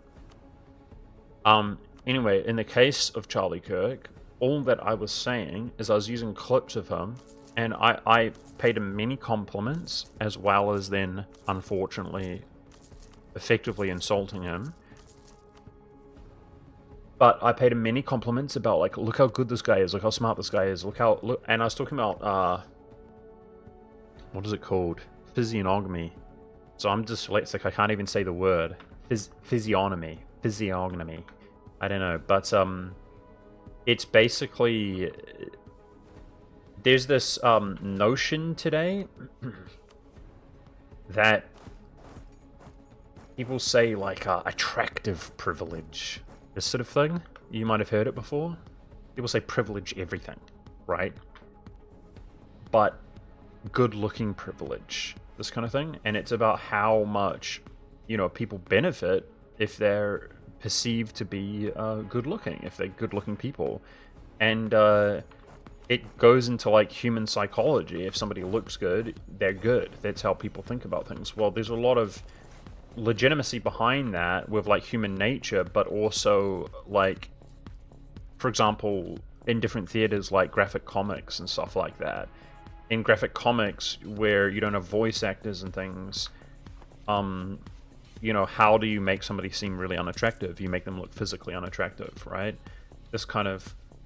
Anyway, I feel like throughout my lifetime, this has... the dynamic has changed a lot, where it's like, oh, you should hate people because they're good looking, this sort of thing. And just look at how, feminists and left-wingers and liberals and things, they deliberately make themselves look ugly, like piercing the noses, tattoos, hair, pink, purple hair. It's a meme, but it's completely accurate at the same time. And then that's infiltrated gaming and so on, and it's like, oh, the male gaze. They talk about basically everybody has to be ugly because people might appreciate it if somebody's not ugly, so they have to be ugly. It's just bizarre, and it's all tied together. But the point is that I was trying to make is that he looks, like an angel. He goes into, like, the den, and he looks amazing. It's like, look at the dude. He literally looks like an inspiration. And the women are all enthralled, right? I'm talking about the Whatever podcast. Because he looks like a saint. He looks like an angel. And then when he's talking about Mother Mary in a disrespectful way, and he's...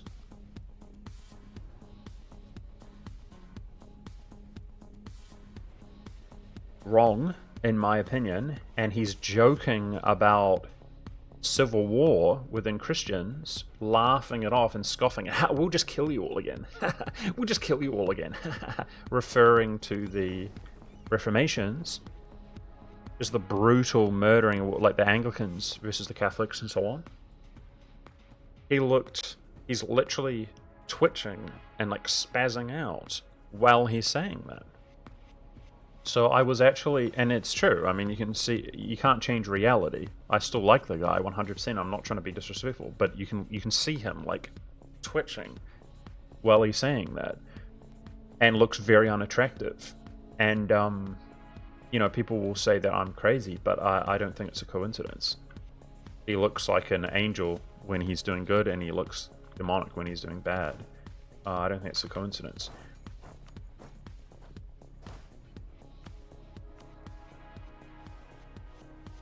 Oh, I love the guy. Charlie Cook is an absolute legend. Same goes for me, guys. I'm ugly too. I'm trying to get a repair tick on my ships. This war should win self-autonomously.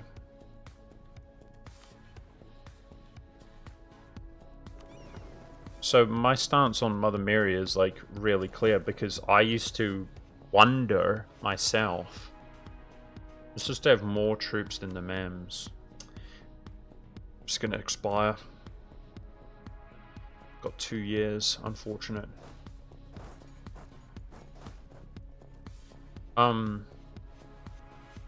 It says that people who sacrifice more in this world will. Whoa, I'm over the force limit. Okay, I didn't even realize we're only 7 over. Should be fine, but I gotta keep that in mind. So these guys are almost spare infantry. It might be worth just deleting some of that then. I don't think we need this. Am I Catholic? Not per se, no. I've always been non-denominational since I, became a Christian. And maybe that's a bit of a cop-out, but it's just been a learning experience for me. So, look, rather than Mother Mary, because I've said it before, the long short of it is that, like, Catholics they don't pray to Mary. That's an exaggeration. It's a deliberate like interpretation, like it's a nasty interpretation in my opinion. Hey, it did go to Bosnia. Wombo actually called that out. Thank you, Wombo. I was gonna do it either way, but it's good to know. I really thought it wasn't gonna go to Bosnia. Oh, that's good news. The whole thing about Mary is there's a double standard. So it's like, for example, Charlie Kirk was pro Donald Trump, right? He's pro Donald Trump. So if you said to him, hey, yo, it's just about Jesus, man. Hey, it's just about Jesus. It's just about Jesus. What are you talking about? It's ridiculous, right? It's like, of course you can be pro other things. You can be into other things. So it's ridiculous. And that's what they would do to Mary. Well, Mary is not God or a god. She's just a saint. She's a saint. And you're allowed to be pro-Mary. She's a saint. It's like, yeah, of course you'd be pro-Mary. And she's an example. And it's hypocritical to say, like, otherwise. That's my stance, in my opinion. But there's nothing wrong with that. And in fact, look at the Christians today, like, the Americans. I always beat up the Protestants, but it's like, are you kidding me? Like, at one point, you're all Christian, effectively, in America, roughly, and now you're not. So you have a situation where, now it's like 50-50, right? So you have a situation where the youth grow up as Christians in Christian households, and they're not. And what's popular in America? Britney Spears.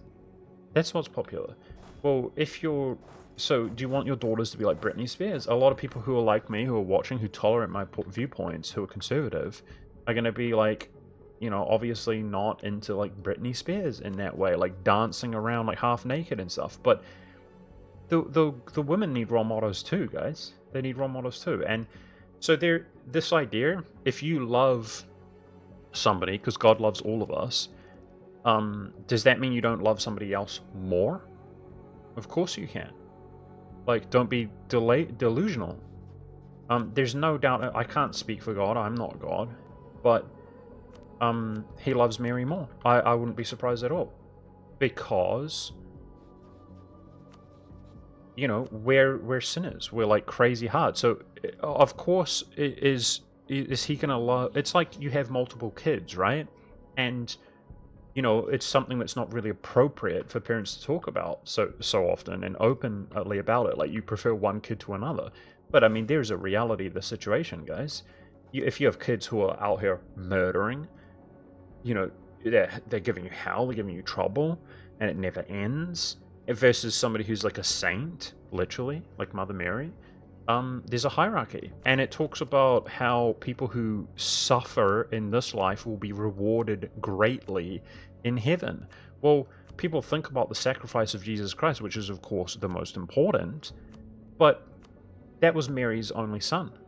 Think about it. You're older, your husband's no longer around, your only son is being sacrificed in front of you. Like, this is suffering, and it's suffering that God did willingly, and it's suffering that but think about the suffering that's inflicted on Mary. She's going to be rewarded, guys.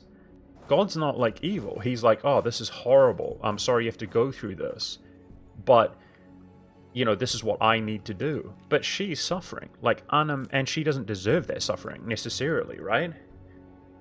She's going to be rewarded for that. But the list goes on and on and on.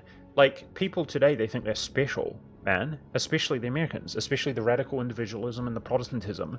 They're talking about, like, oh, forget about the last 2,000 years of direct prophecy where Jesus said this would happen and then that happened in the church and we all of our books and all of our... No, we're the real church. This is how Americans are. It's just absolutely retarded in the literal sense of the word. But, no, you know who's special?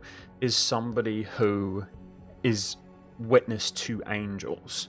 Like, I know people out here are like schizophrenic, but you look out your window and there's like an angel, like Gabriel, who's like, hey, don't be afraid, it's cool. That's Mary. Okay, there's a difference. There's a difference between, you know, Jebediah, Billy Bob, and Mary. Okay, there's a difference. Like, let's get real. You know what I mean? So, anyway, that's my opinion. A lot of people say, I used to have this opinion, and I'm wrong. Okay, I was wrong. There's a point where Jesus says that his mother is just an ordinary woman. And I basically thought, because I'm ignorant and wrong, that that's kind of like a condemnation on Mary, because there are people who prop her up as though she's more than an ordinary woman. Does that make sense? But it's not a condemnation, in my opinion, as I've gotten older and wiser. The very thing which people use to say, like, look, poo-poo Mary, she's not great, is actually the thing that makes her great. And I'm going to give you an example why it is. Because if a guy wins a race, he's the winner of the race, right? Respect for winning the race. Now, if the guy was the Flash, aka not an ordinary man, does he deserve the same big ups for winning the race?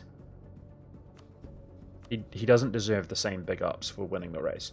So, because he's the Flash, it's trivial to him, right? He's not working hard. Do you understand the difference? So Mary is the only man, she's a woman, the only man in human history who has raised a child without sin. And she's an ordinary woman. AKA, she is not only the greatest woman who has ever lived, she's damn near the greatest human being apart from a literal God, Jesus Christ, okay, that has ever lived. That's my opinion. That is what is stated, like, in the Bible. That's why she's, like, praised. That's why we have this history, this culture, this legacy. She's the only one. So George Washington was really good at murdering people, right? And it's like, okay, fair play, we respect that. But a good murder, good murderer. Good job, George Washington, good murderer. But it's like, there's a difference. There's levels to these things. You see what I'm saying? She's the GOAT. That's a guarantee from Castile. Mary is the GOAT. Okay? So you can hate me for saying that, but we should seize while we're at peace. Okay, I'll have to move around. So, why, let's put it this way, why did Jesus pick Mary? Think about it. Why did she pick Mary? Why did God pick Mary? Because he picked her, right? Why? Because she's so bad? Why didn't he pick like a crack whore to be his mum when he's like a little baby, when he's unborn? It's self-explanatory. Mary is the best woman that existed, period, at that time. But she's probably the best woman that has ever existed. It's self-explanatory. Because God, the Father that controls everything, the Spirit and Jesus are all one. It means that he can essentially consent even when he's an infant. Right? That's why he's not able. That's why he was unable to sin, even though he doesn't have his super hacks on. He never cheated. He never went God mode to make his life easy because he was trying to live a human experience. Right? He never just said, "Yeah, you're not going to crucify me. Actually, I'm just going to kill you." Or actually, I'll summon a legion of angels. He just suffered. Right? Every miracle he did was on behalf of other people. Right? Because that defeats the purpose to just be like, "Yeah, I'm God mode now." However, when it comes to sinning, because people will be like, why did Jesus never sin? Well, because he's God, right? The reason that works, while he's 100% fully a human being, but he's also unable to sin, or he doesn't sin, is because he's essentially able to consent because he has multiple views and perspectives and personalities at the same time, which control everything. So he doesn't sin. But how it's going to be really difficult not to sin, guys, if your mum's out here like twerking and can't speak correctly and you're a baby. Babies can't day 0 years old put the no, human beings are trash and Mary wasn't. You see what I'm saying? That's the ultimate extrapolation. Mary was the best human being ever, pretty much. And that's why she's a saint. And there's nothing wrong with acknowledging that. She's a good role model. She's a good example. Your daughters should be like Mary. They shouldn't be like Britney effing Spears. And they shouldn't be like Madonna and all these people that they've been obsessed with all of theirs. And who knows now? Random nonsense. So that's my thoughts on Mary. And then, Mary, in terms of, like I said, God loves her, she's also his wife. She wasn't just his mother, but she's also his wife. So Mary is the mother of Christ, but she's the wife of God. So it's like, bro, Jesus is my Lord, 100%, right? I don't want to go. Listen, there's a million things I've done wrong. We're going to be held accountable. That's how it is to some extent. It's going to come up. Look what you've done. Look how evil you are. Yep. I don't want to stand before God where I'm out here insulting, taking away, removing. No. Don't do that. Don't about his wife. About his mother. Like, no, bro. Absolutely not. No, thank you. I'm good on that.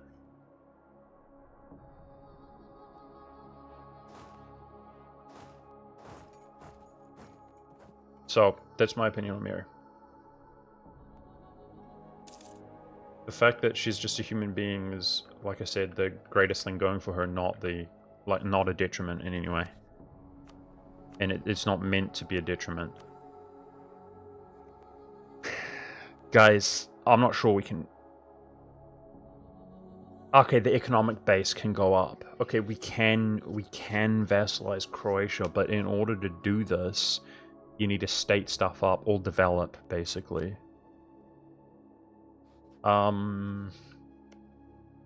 It's kind of too close for comfort, unfortunately. I mean, we're not gonna get her. We're not gonna get him. Okay, so Serbia has his thing. This is where we would annex Serbia now. So we would retract the rights. He's got 15 Liberty Desire.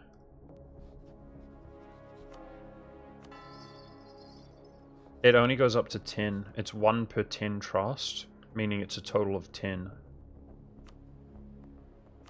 Unfortunately, with Croatia. So that would put me at 72. We could get a little bit more reputation, like an advisor. But yeah, it's got to be... Well, relations will fix it. Relations will help. We go up to 200 relations. But we'll, it's just... It's not going to do it, right? So we'll... I should influence them. We'll do that. Anyway, it's going to have to come from states, which I'm deving. But I don't really... Like I said, Serbia, Bosnia themselves... Bosnia is 9 years old. We might annex him the old-fashioned way here. Okay, so he's a, whatever it's called, Pranar guy. He's a Punani. Let's go encourage development here. That's 1 dev. It makes them easier to incorporate. Let's do that, centralize. 1 dev into our capital. I just say that because he's not actually taking a relation, but he does give us some penalties to our force limit and stuff like that. Okay, is Syria at 50%? Bro.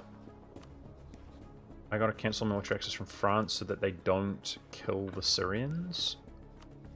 Okay guys, we're gonna do North Africa, and we're kind of low-key praying.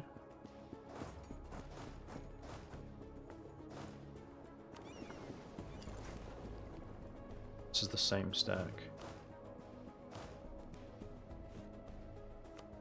I think what we could do, we could delete the Palace Guard, guys. Let's do that. They've got hardly any manpower. And then maybe the Palace Guard will be huge next time. Or bigger. Maybe. That would be cool. Well, I think they might be capped on 5k. We'll see if it like rerolls. It just said they're 5k there. They might be capped on 5k. Unfortunately. Lebanese.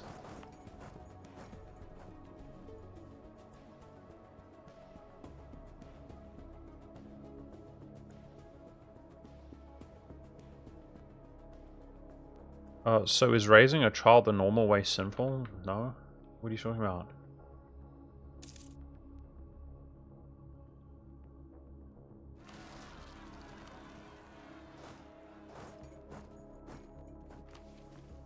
I'm trying to seize land before I dow Tunis. Is a mission passed? Hey, it's the Moria one. Okay. Get a trade center in Moria. That's an admiral. Naval tradition shouldn't be scoffed at. It gives you trade steering, but keeping it up like that will be difficult. I don't think we need just flat money. That's better, and I don't buy admirals. So I can put that on here. We should buy light ships though.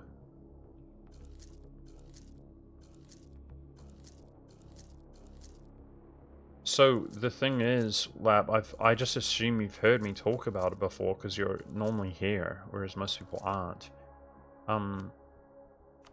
The concept of a... Bro, I deleted the Palace Guard because we're over the force limit. It doesn't take units over the force limit. You freaking idiot. Yeah, that was a waste of time. Should have kept them around. It's all good. It's only 5 regiments, and they're not very good. Gosh, I'm dumb. So, the concept of like a thought crime lab is this like horrible thing. They make movies about it, right? A thought crime? Well, a sin, a good way to describe a sin is a crime. It's a crime. In reality, it's not a crime of... It's not... Like, a crime is a transgression of the law, right? You did something wrong. That's what a sin is, except it's God's law. And a lot of people don't understand this. A lot of people, you ask them, just like you ask them, where's China?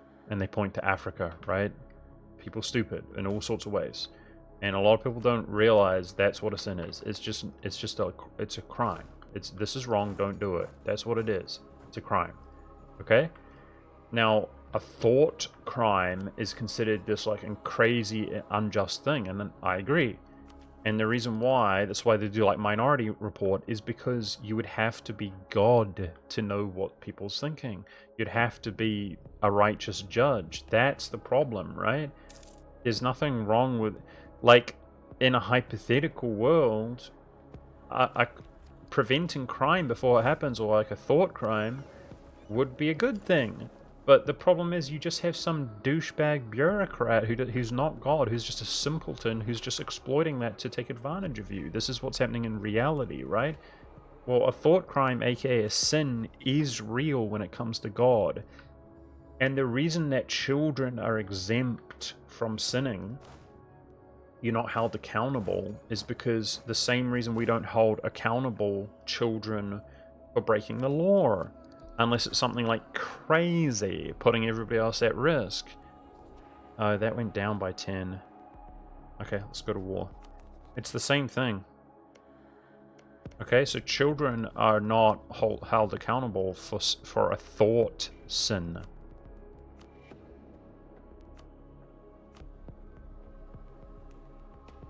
Does that make sense?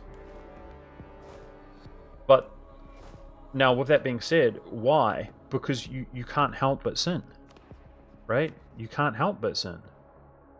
You're going to sin with your thoughts. So it's like, yeah, it's not that big of a deal. God's not nasty like that. He's not like vindictive. It's like, yeah, no problem. Don't worry about it. But then the issue is that my God, the one true living God, Jesus Christ, didn't sin. So make that make sense. He never sinned. So now we're talking about a different topic. How can a child never sin? How can you not have an inappropriate thought when you can't formulate your thoughts? It's not possible for an ordinary person, right? And by the way, this is what the Muslims believe, that an ordinary person did do that. It's just, I normally cite that as an indictment to Islam. It's a ridiculous religion. So, what most people don't put too much thought into it, most Christians, because they're just like, yeah, he's God, so he can do anything. Which is true. That's what it boils down to. But there's logistics behind it as well. It's because Jesus is God, but he doesn't exploit. He's got the hacks turned off. That's the whole point. That's why he comes. He's fully human. So how does a fully human child not sin? Well, to unpackage because he's God, so it's just easy mode. Yes, but that's because there's we'll say an adult, but it's the eternal version, the all-knowing, all-powerful version of God, and they think the exact same thoughts.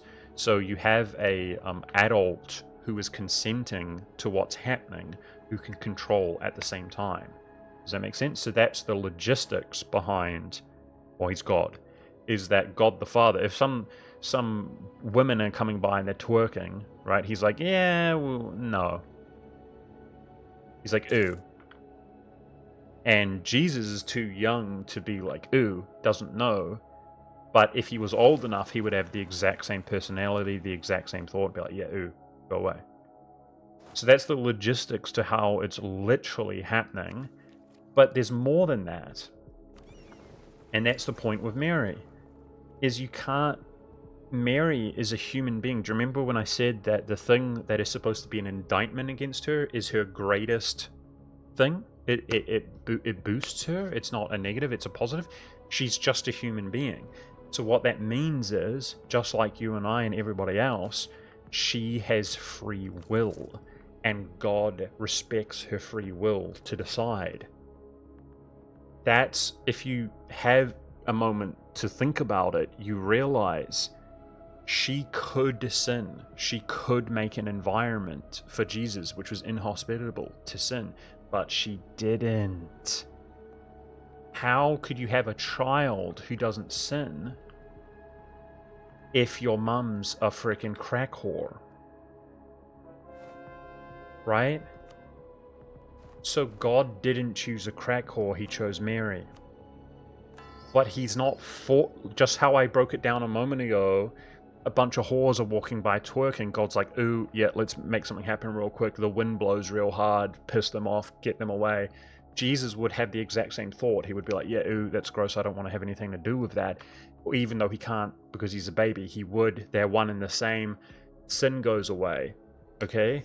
But if your own mother in your own household is undermining you, that's not going to work. So, is God able to just constantly, oh, Mary's going to do this, bad girl. No, we'll stop her from doing that. Oh, is Mary going to do this, bad girl. No, we'll stop her from doing that. We'll stop her. We'll control her. We'll dominate her. She's an NPC. She's not a human being. She doesn't have a soul. No, he doesn't do that. She is a regular human being. That is the greatest endorsement of Mary. She's the only human being who has ever raised a child without sin. Ever. She is the GOAT.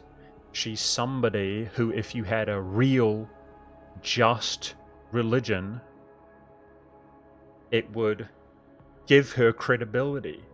It would put her up as an icon, as a role model for your children, so that the girls are like Mary.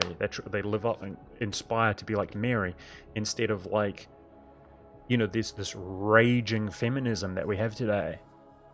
The immodesty. She's a human being. She did it herself. Now, God is he's all-knowing, and he knew.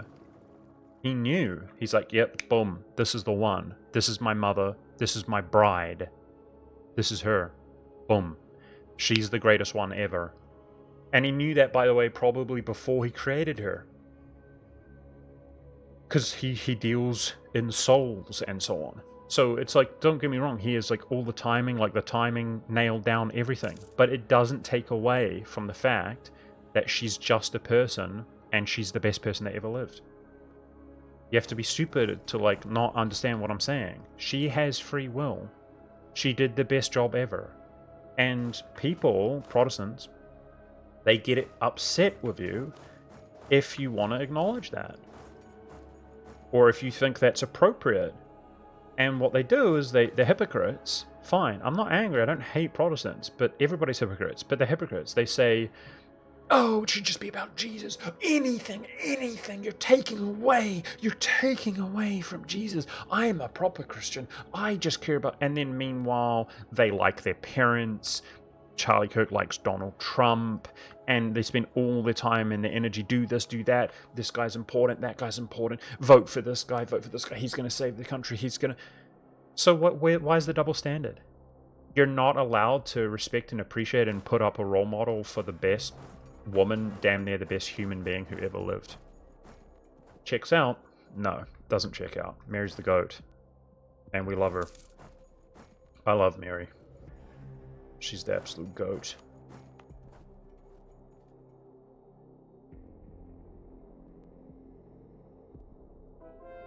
And based.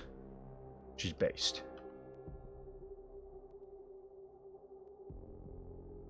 I hope some people see where I'm coming from. And that's where the Orthodox and the Catholic sort of point of view is. That's why the Orthodox, it's called an icon. They literally try to set up people who are really good examples to emulate. That's literally the goal and the intention. It's not to take away from God or Jesus in any way. Because in some ways, you know, we could never be like Jesus, no matter how much we try. He's the, you know, it's inhuman. He's literally godly. So many Protestants justify their political beliefs from the Old Testament, but far less often in the New Testament. It's very strange. Yeah, I don't want to beat up... I like all Christians, like, over being non-Christian, and, like, I'm not trying to beat up, and I'm not trying to be like, you have to be Catholic or Orthodox or anything like that, but I do enough of that. That's not my intention, but I do agree with you. The modern I mean, there's so many heresies that have come out of this experiment. So it's just the typical, like, the person who wins the wars writes the history books, right? Like, everybody knows that expression, they all understand that expression, and then if you ever apply that expression to anything, then they get mad and they call you names. But America is primarily a Protestant country, and so it also dominates the world, and the dynamic, the viewpoint is very, very Protestant. There's a lot of anti-Catholic stuff. You can watch random people, you're watching like pop culture, or you're watching, news, or you're watching, I saw Sneeko getting belittled by Alex Jones, which is like funny. And then when Sneeko talks about, Catholics are bad, Alex Jones is so quick to just condemn Catholics. Like, yeah, right, Catholics are bad. I'm not talking about Catholics are bad, because he grows up in America Protestant. But the alternative point of view, I'm not saying it's 100% correct. That's not what I'm saying. You have to believe it, and it's 100% correct, and you're wrong if you don't believe it. But you have to at least consider the alternative point of view, which people often don't. The alternative point of view is when everybody was extremely Catholic. So you can say, oh, this is the wrong point of view, but at least be aware and humor their point of view. Is that if you, like the printing press, and any old douchebag is about to print a Bible, that it's going to be corrupted. That's like the irony, right? Who are the people who preserved the Bible that the Protestants use? And they're so sure of it, guys. Which Protestant is like, oh, we've been dealing this forever, right? The anti-Christianity. So it's like you can't trust your Bible. Which Protestant today who deals with that on a daily basis is just like, yeah, all of the saints of the Bible, they're all lying. Yeah, they're all lying, they're all wrong. No, they believe it. They just believe it. Well, in order for that to happen, it needs to be preserved, right? That's the alternative point of view. And when you're like, no, we can just print whatever, and by the way, there are literally, you have all these sects in America. One of them is controlled, by a person, a family in the US that is big into agriculture. Huge, like billionaires from agriculture. And they print a Bible. So we're talking about a modern day sect of Christianity in America. Literally, they print a Bible which basically inserts this ideology that you have to be a vegetarian. They grow vegetables, guys. And they're like, look, you have to be a vegetarian. And they change the Bible. I mean, it happens in America. It's the same with the Jehovah's Witnesses, heretics. It's the same with the Mormons, heretics. All of this heresy, just nonsense. They believe you're a god. They believe you're an angel. They just make up all this stuff. It's all from a result of this. Just print your own Bible. Just make your own religion. This is where it comes from. So I don't want to digress too hard into talking about that topic necessarily, but let's just, the long short of it, let's just say hypothetically that all Mormons, I don't necessarily believe this, guys. I don't think it's a stimulating thing to talk about, but all Mormons are going to hell. Let's just say that 80% of Protestants are going to hell. They're all going to hell. All of Americans going to hell. I mean, it's quite literally going to hell. It's not a coincidence in real life right now. It's not a coincidence. It's quite literally going to hell, but also their eternal souls.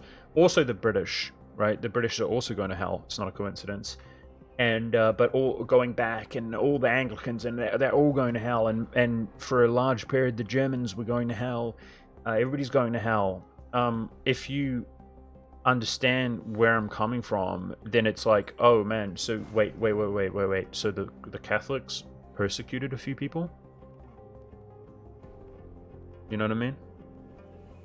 Oh, well, when you have the point of view that they're trying to close Pandora's box, and they're trying to preserve your eternal soul for yourself, for the next generation to come, for the floodgates to close throughout the whole world. It's just like, I mean, if you just have the ability to at least humor the other perspective, you're like, yeah, it's not. I see where they're coming from. Like, it's what. Yeah, of course. It's like when you have a family. Should dad be in charge, or should the kids be in charge?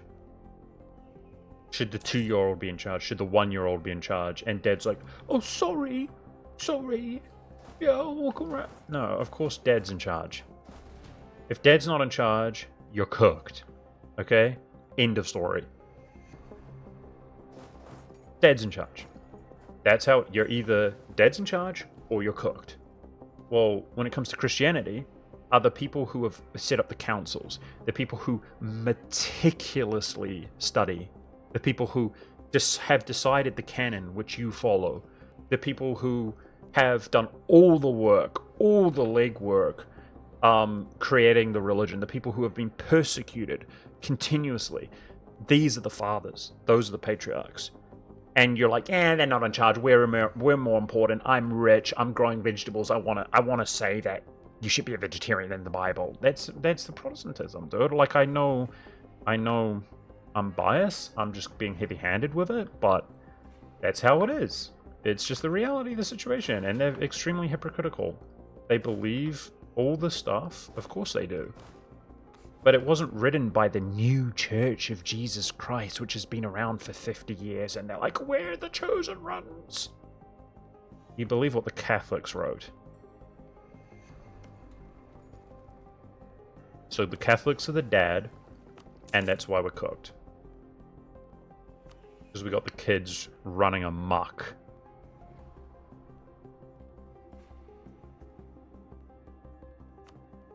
Okay, this is going to cost me a huge amount of Diplo points, chat. Do you think it's worth it to just cook in North Africa? All the martyrdom for what? Multi-million-dollar Christians show every year? Yeah, exactly. People love to just hate on the Catholics, and it's like what a joke, bro. Like, you tell me some of these, you tell me some of these American like pastors don't literally look like they're possessed by demons, dude. I mean, I'm not talking about figuratively, or they literally look like they're possessed by demons, dude. So, you know, I'll just leave it on this, guys, this topic, because I gotta go soon anyway, but this, I hope it's whatever, it doesn't matter, but, like, the most important thing is that you just understand Jesus is God, that you just stop becoming an atheist, or whatever it is. That's it. But, this is very symbolic, it's emblematic for the whole conversation. When I first started realizing a lot of the stuff is real, I was grown up like agnostic myself, and I started realizing, oh, this is like real stuff, it's not just a joke. I unfortunately went down a lot of sort of rabbit holes where it's like, oh, that's not true, but I was ignorant and I thought that it was the case. And so what these Protestants do, and it's countless, and it's damn near every one of them, it's not just the crazy heretics, but it's so many of them, is that they will basically insist that the Pope is quite literally the Antichrist, okay? And so this existed back when I was like 20 or whatever, or 19 or 18 or younger. And so they would cite an example. And when you look at the Pope, there are old images of this. If you like Google it, you'll find what I'm talking about. The Pope is sitting on his sort of throne-esque thing, and there's an upside down cross etched into it above him. Now, if you ask me, with my Hollywood education and my social media education, when I'm 18 years old, what does an upside down cross mean? What does it mean, guys? What do you think it means? It's satanic, right? And of course, when you go talk to the authorities, aka these hillbillies in America,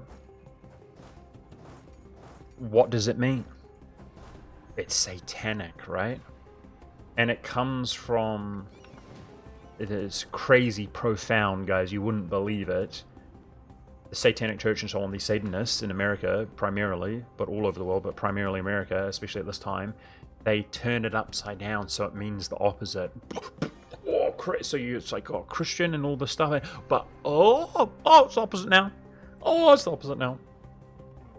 Okay, crazy, right? Oh, satanic. But the thing is, it's been a symbol in the Catholic Church for 2,000 years.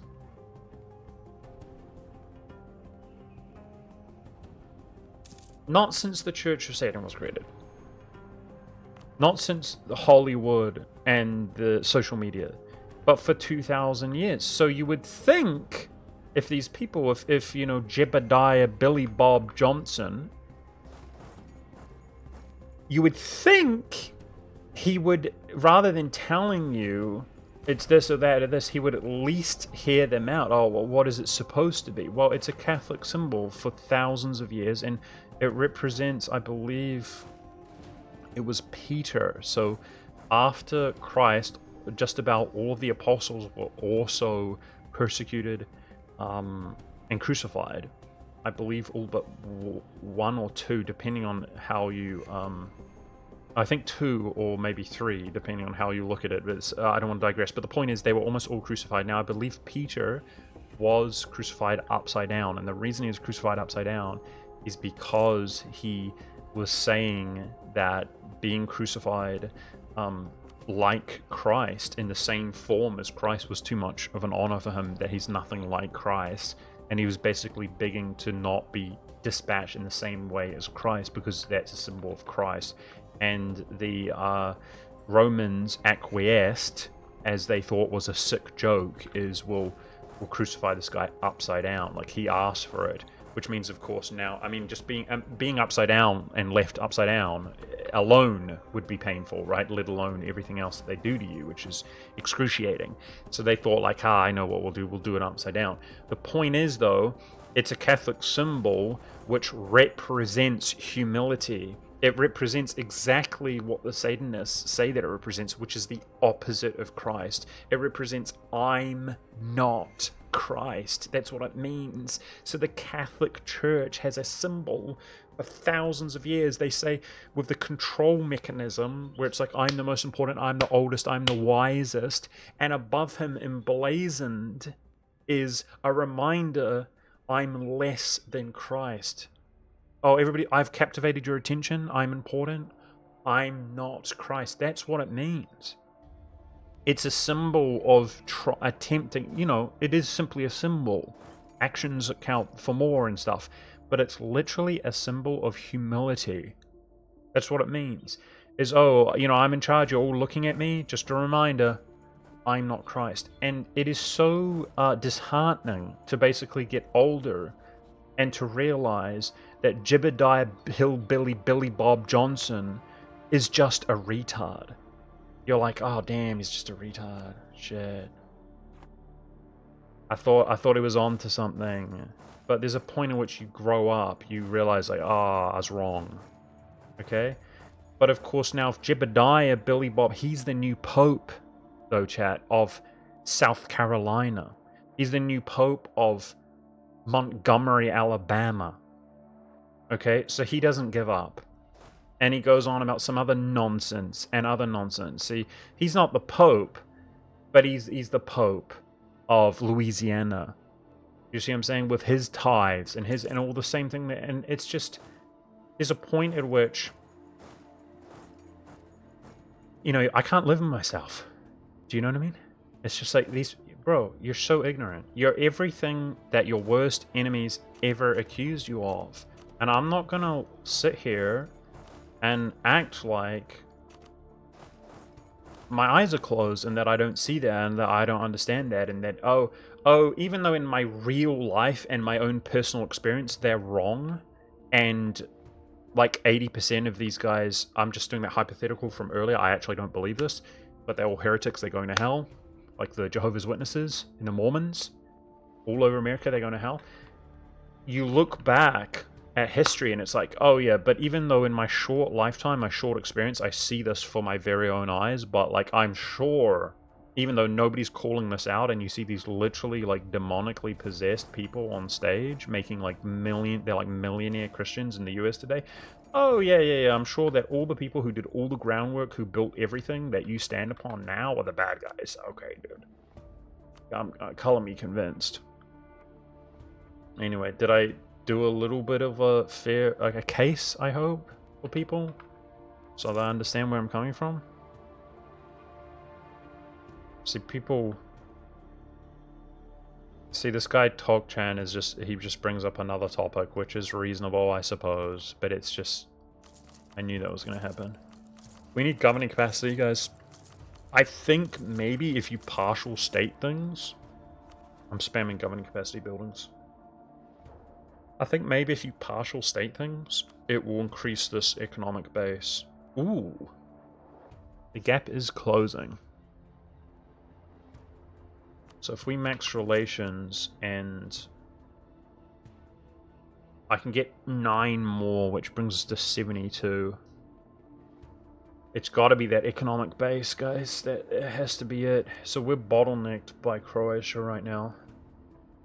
But I can keep expanding into that area.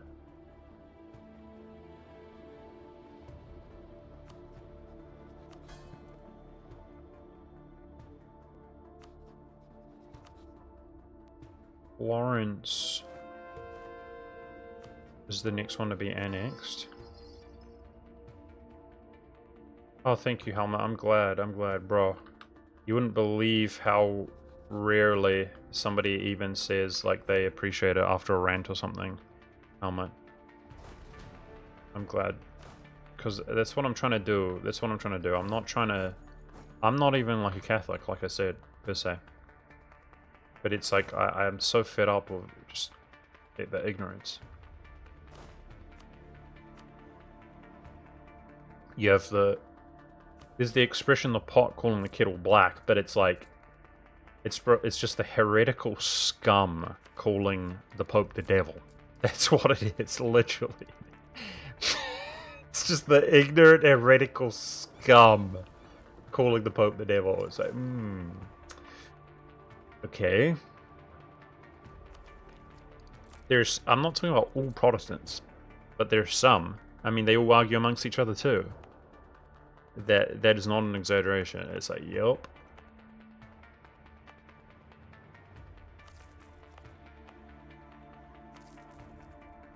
Look who's talking. Feed some of their provinces away. That's another. He's probably going to dev as well, huh? Yeah, if I had known it was going to be this tight, not in a good way, I would have like taken a province and giving it to Bosnia or something like that. I actually thought that like our trust will go up real quickly and we'll be able to vassalize him. I was wrong, guys. I was wrong. Feels bad. And he might actually dev himself. So I could... This province here could be a genuine state.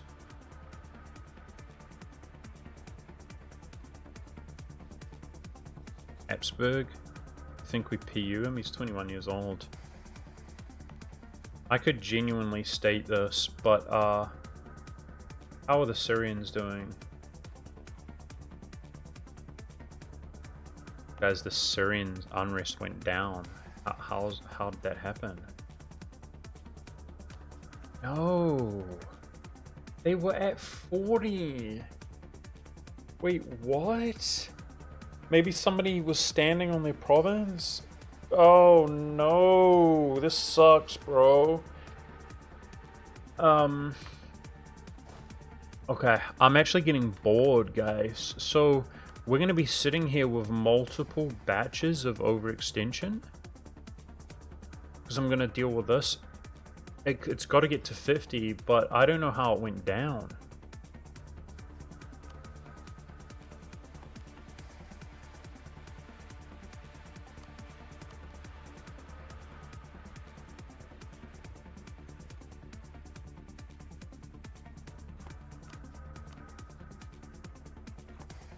This guy doesn't separately peace. It's because he's got troops somewhere. They're probably in Africa. I can't do anything about that.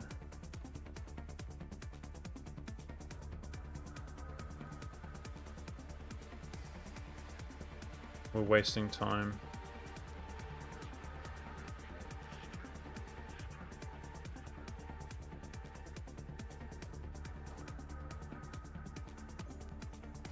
That will give me overextension.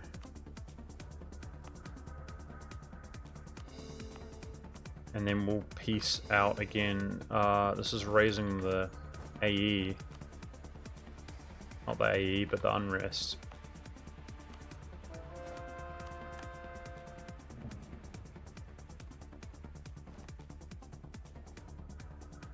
And it only takes a little over a year to core that. Then I'll do the same thing again. I think I might have... I'm mad. It was at 40%. It's literally regressed. That's a terrible feeling. I don't even know how, though.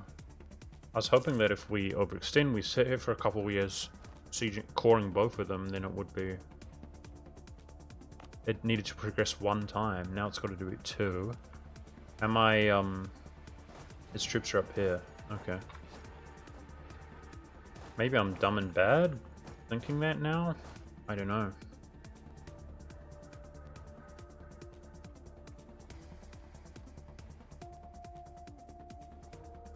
Watching them is pretty painful with all these other type of rebels. I mean, we're pretty slow, guys, in this theater. There's no doubt about that. Part of the reason I took it slow is because I thought the Syrians could and would defect. Nice, we got prosperity. Oh, I thought I was looking at Moria now. Ignore me.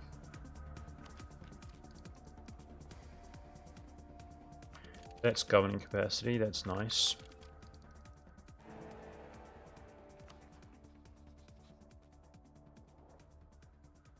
Austria rivals us, huh? So how's the Polish truce? It's still up. Polish allied the Netherlands. That's not going to stop Russia and myself. So the... Part of the reason I'm not focusing the MEM so much is because I'm focusing on the schism and stuff. I haven't been focusing east at all. So we've got a Portuguese truce next year. Netherlands and Ethiopia. Ooh. Ew. They're pulling crazy diplomacy. That will be a hard war. Hopefully France helps us there.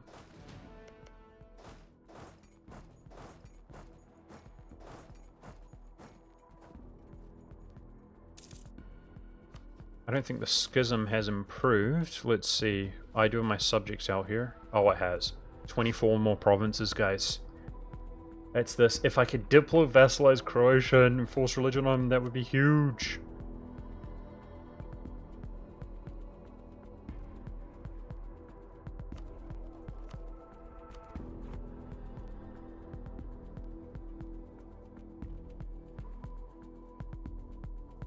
I think probably not looking at Syria is better off, maybe. It's just cancer.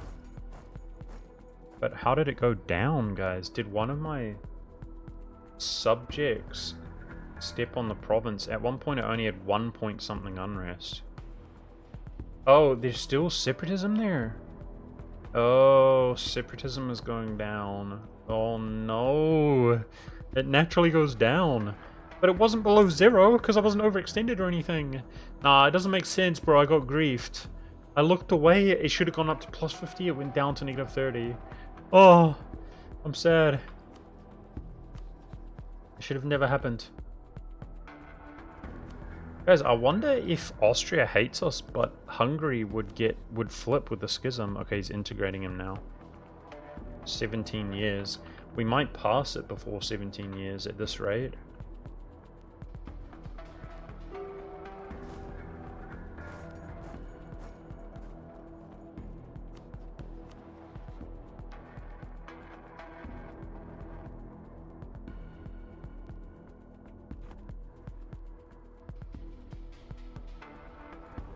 You think rebels spawned and killed? Nah. There was no rebels. It's this one province, Antioch. I might have just treaded on the province or something while I was marching around without thinking. And I ended the month there. I guess that's the only thing that comes to mind, like...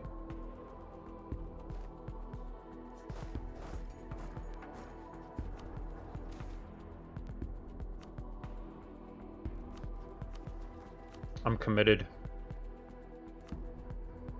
Regretfully, I'm committed, guys.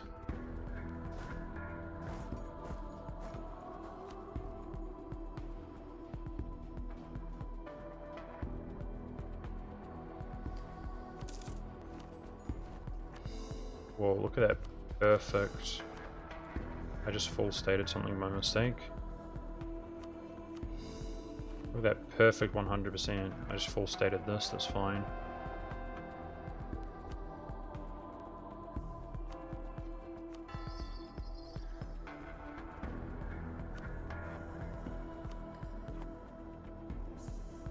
Should be a new merchant.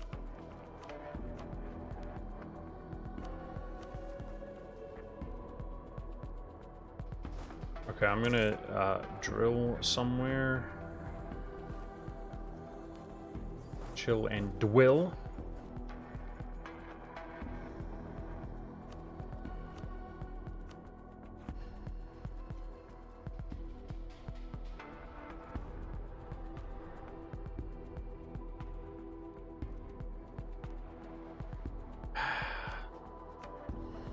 My fear is that it doesn't go to 50, like with both peace deals. I can't tell if I'm being a noob or not, so what? Either way, we have to beat the Mams and get Alexandria. Okay, I should manually convert Jerusalem.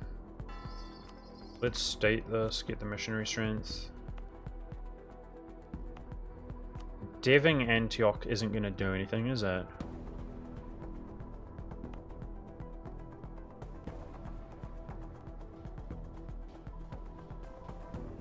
Dwell.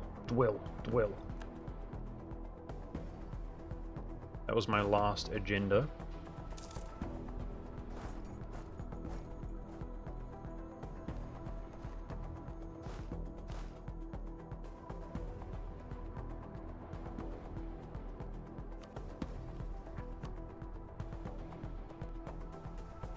Yeah, and then I'm more comfortable to dev it up. Apply the edict on both of these. They've got to hit, I think it's 20? 30, it's 30, dude. It's so much. So Rome is already 30. It's a lot. I've been deving these, which is a more obscure mission. Let's just dev. Let's dev these two.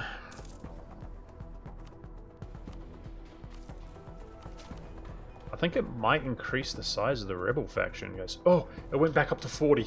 Let's go, guys. Believers, we just need it to hit 50. That's it.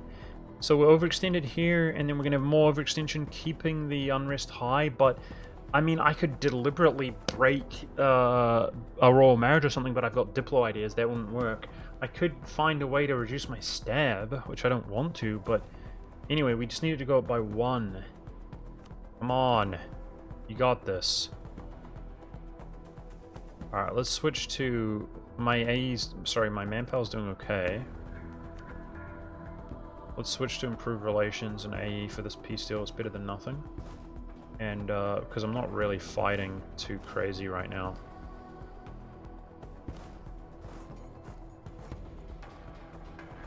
The AE's doing, oh, sorry, manpower's doing fine.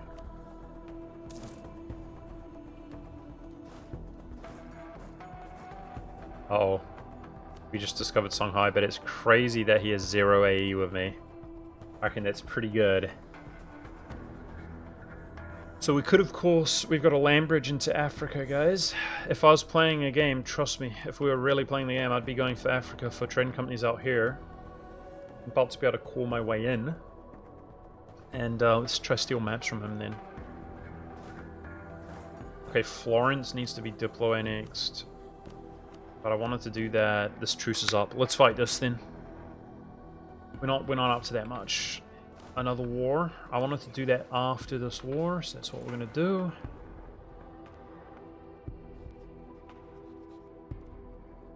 Because this is a return core.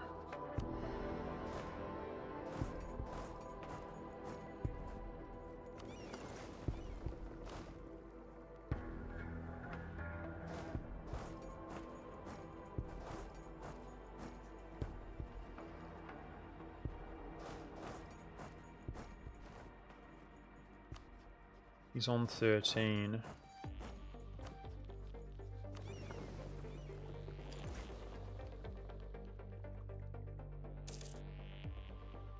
Okay, Bosnia is annexed. That increases our force limit. That's my mountain's fort. As he was a Pranizel.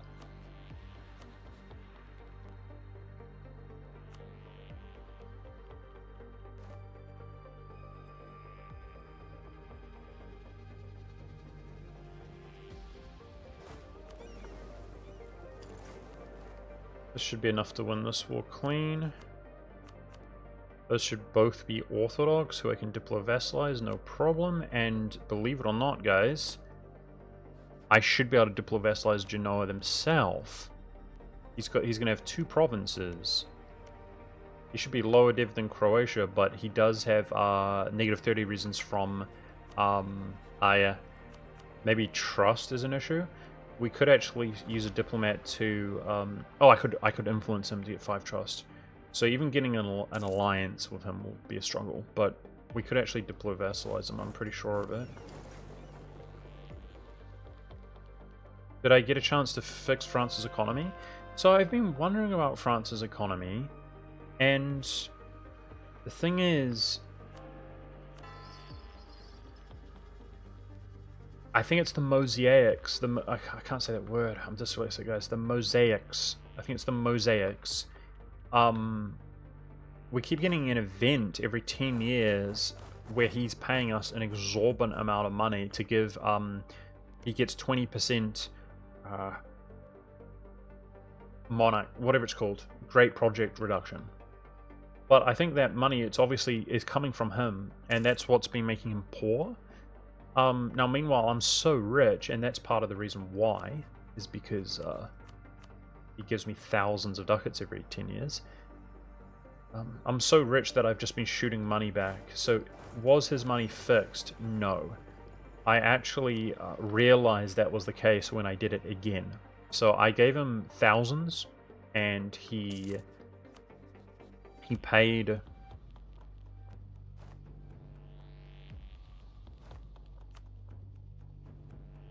It's AE right there.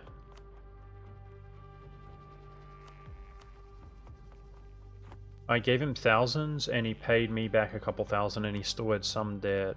So, meanwhile, if he needs the money, I'll just give him the money. It's fine. Okay, Florence, return core plus 40 relations.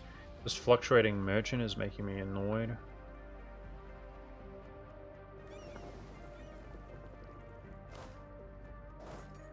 So let's get the war goal.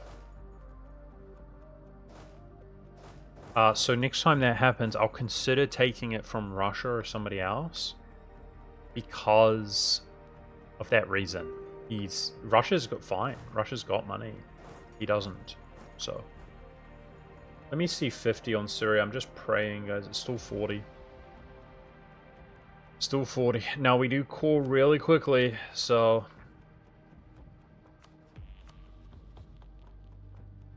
we're getting there.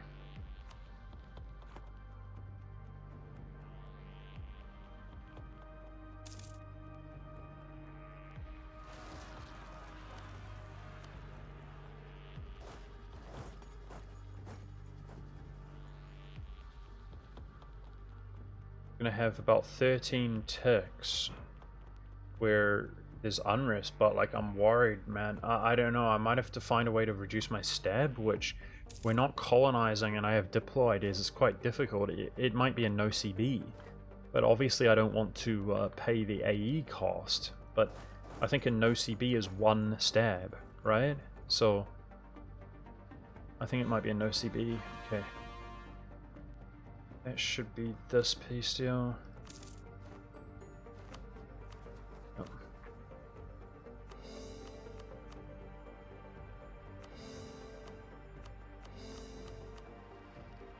Come on, Syria. 50%, baby. That's all you need. And then we do 2 wars against the Mams instead of 1. And they're cooked.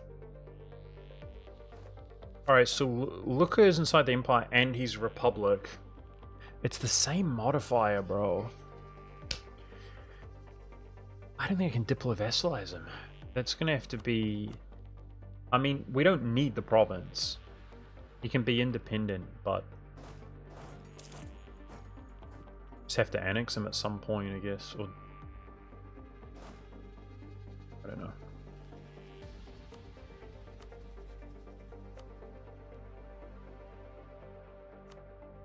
Transfer trade power is good for relations. They are orthodox. Beautiful. Okay, that was a nice quick war.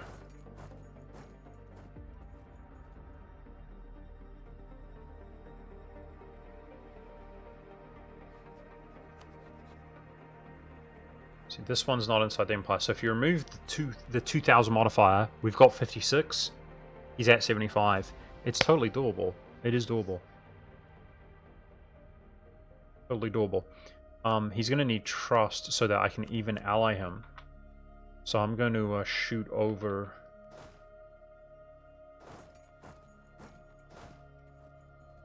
I'm going to shoot over... This can deal with unrest out here, yeah. I'm going to shoot over a influence, which gives 5 trust and will dramatically increase the rate. I'll be able to ally him in the future.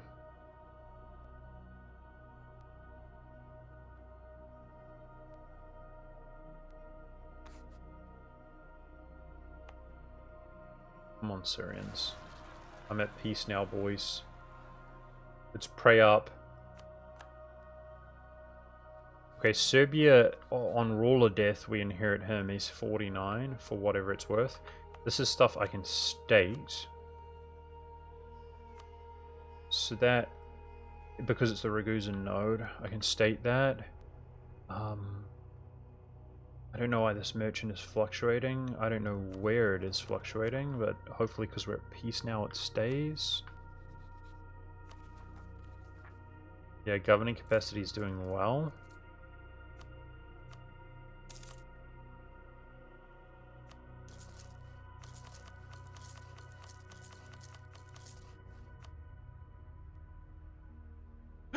%! Yes, okay. Let's go. Okay. No, none of my allies have military access. Revoke access, sorry. Oh, okay. Provoke the Syrians. We provoke them, they will be larger, being 15. They can handle any of this.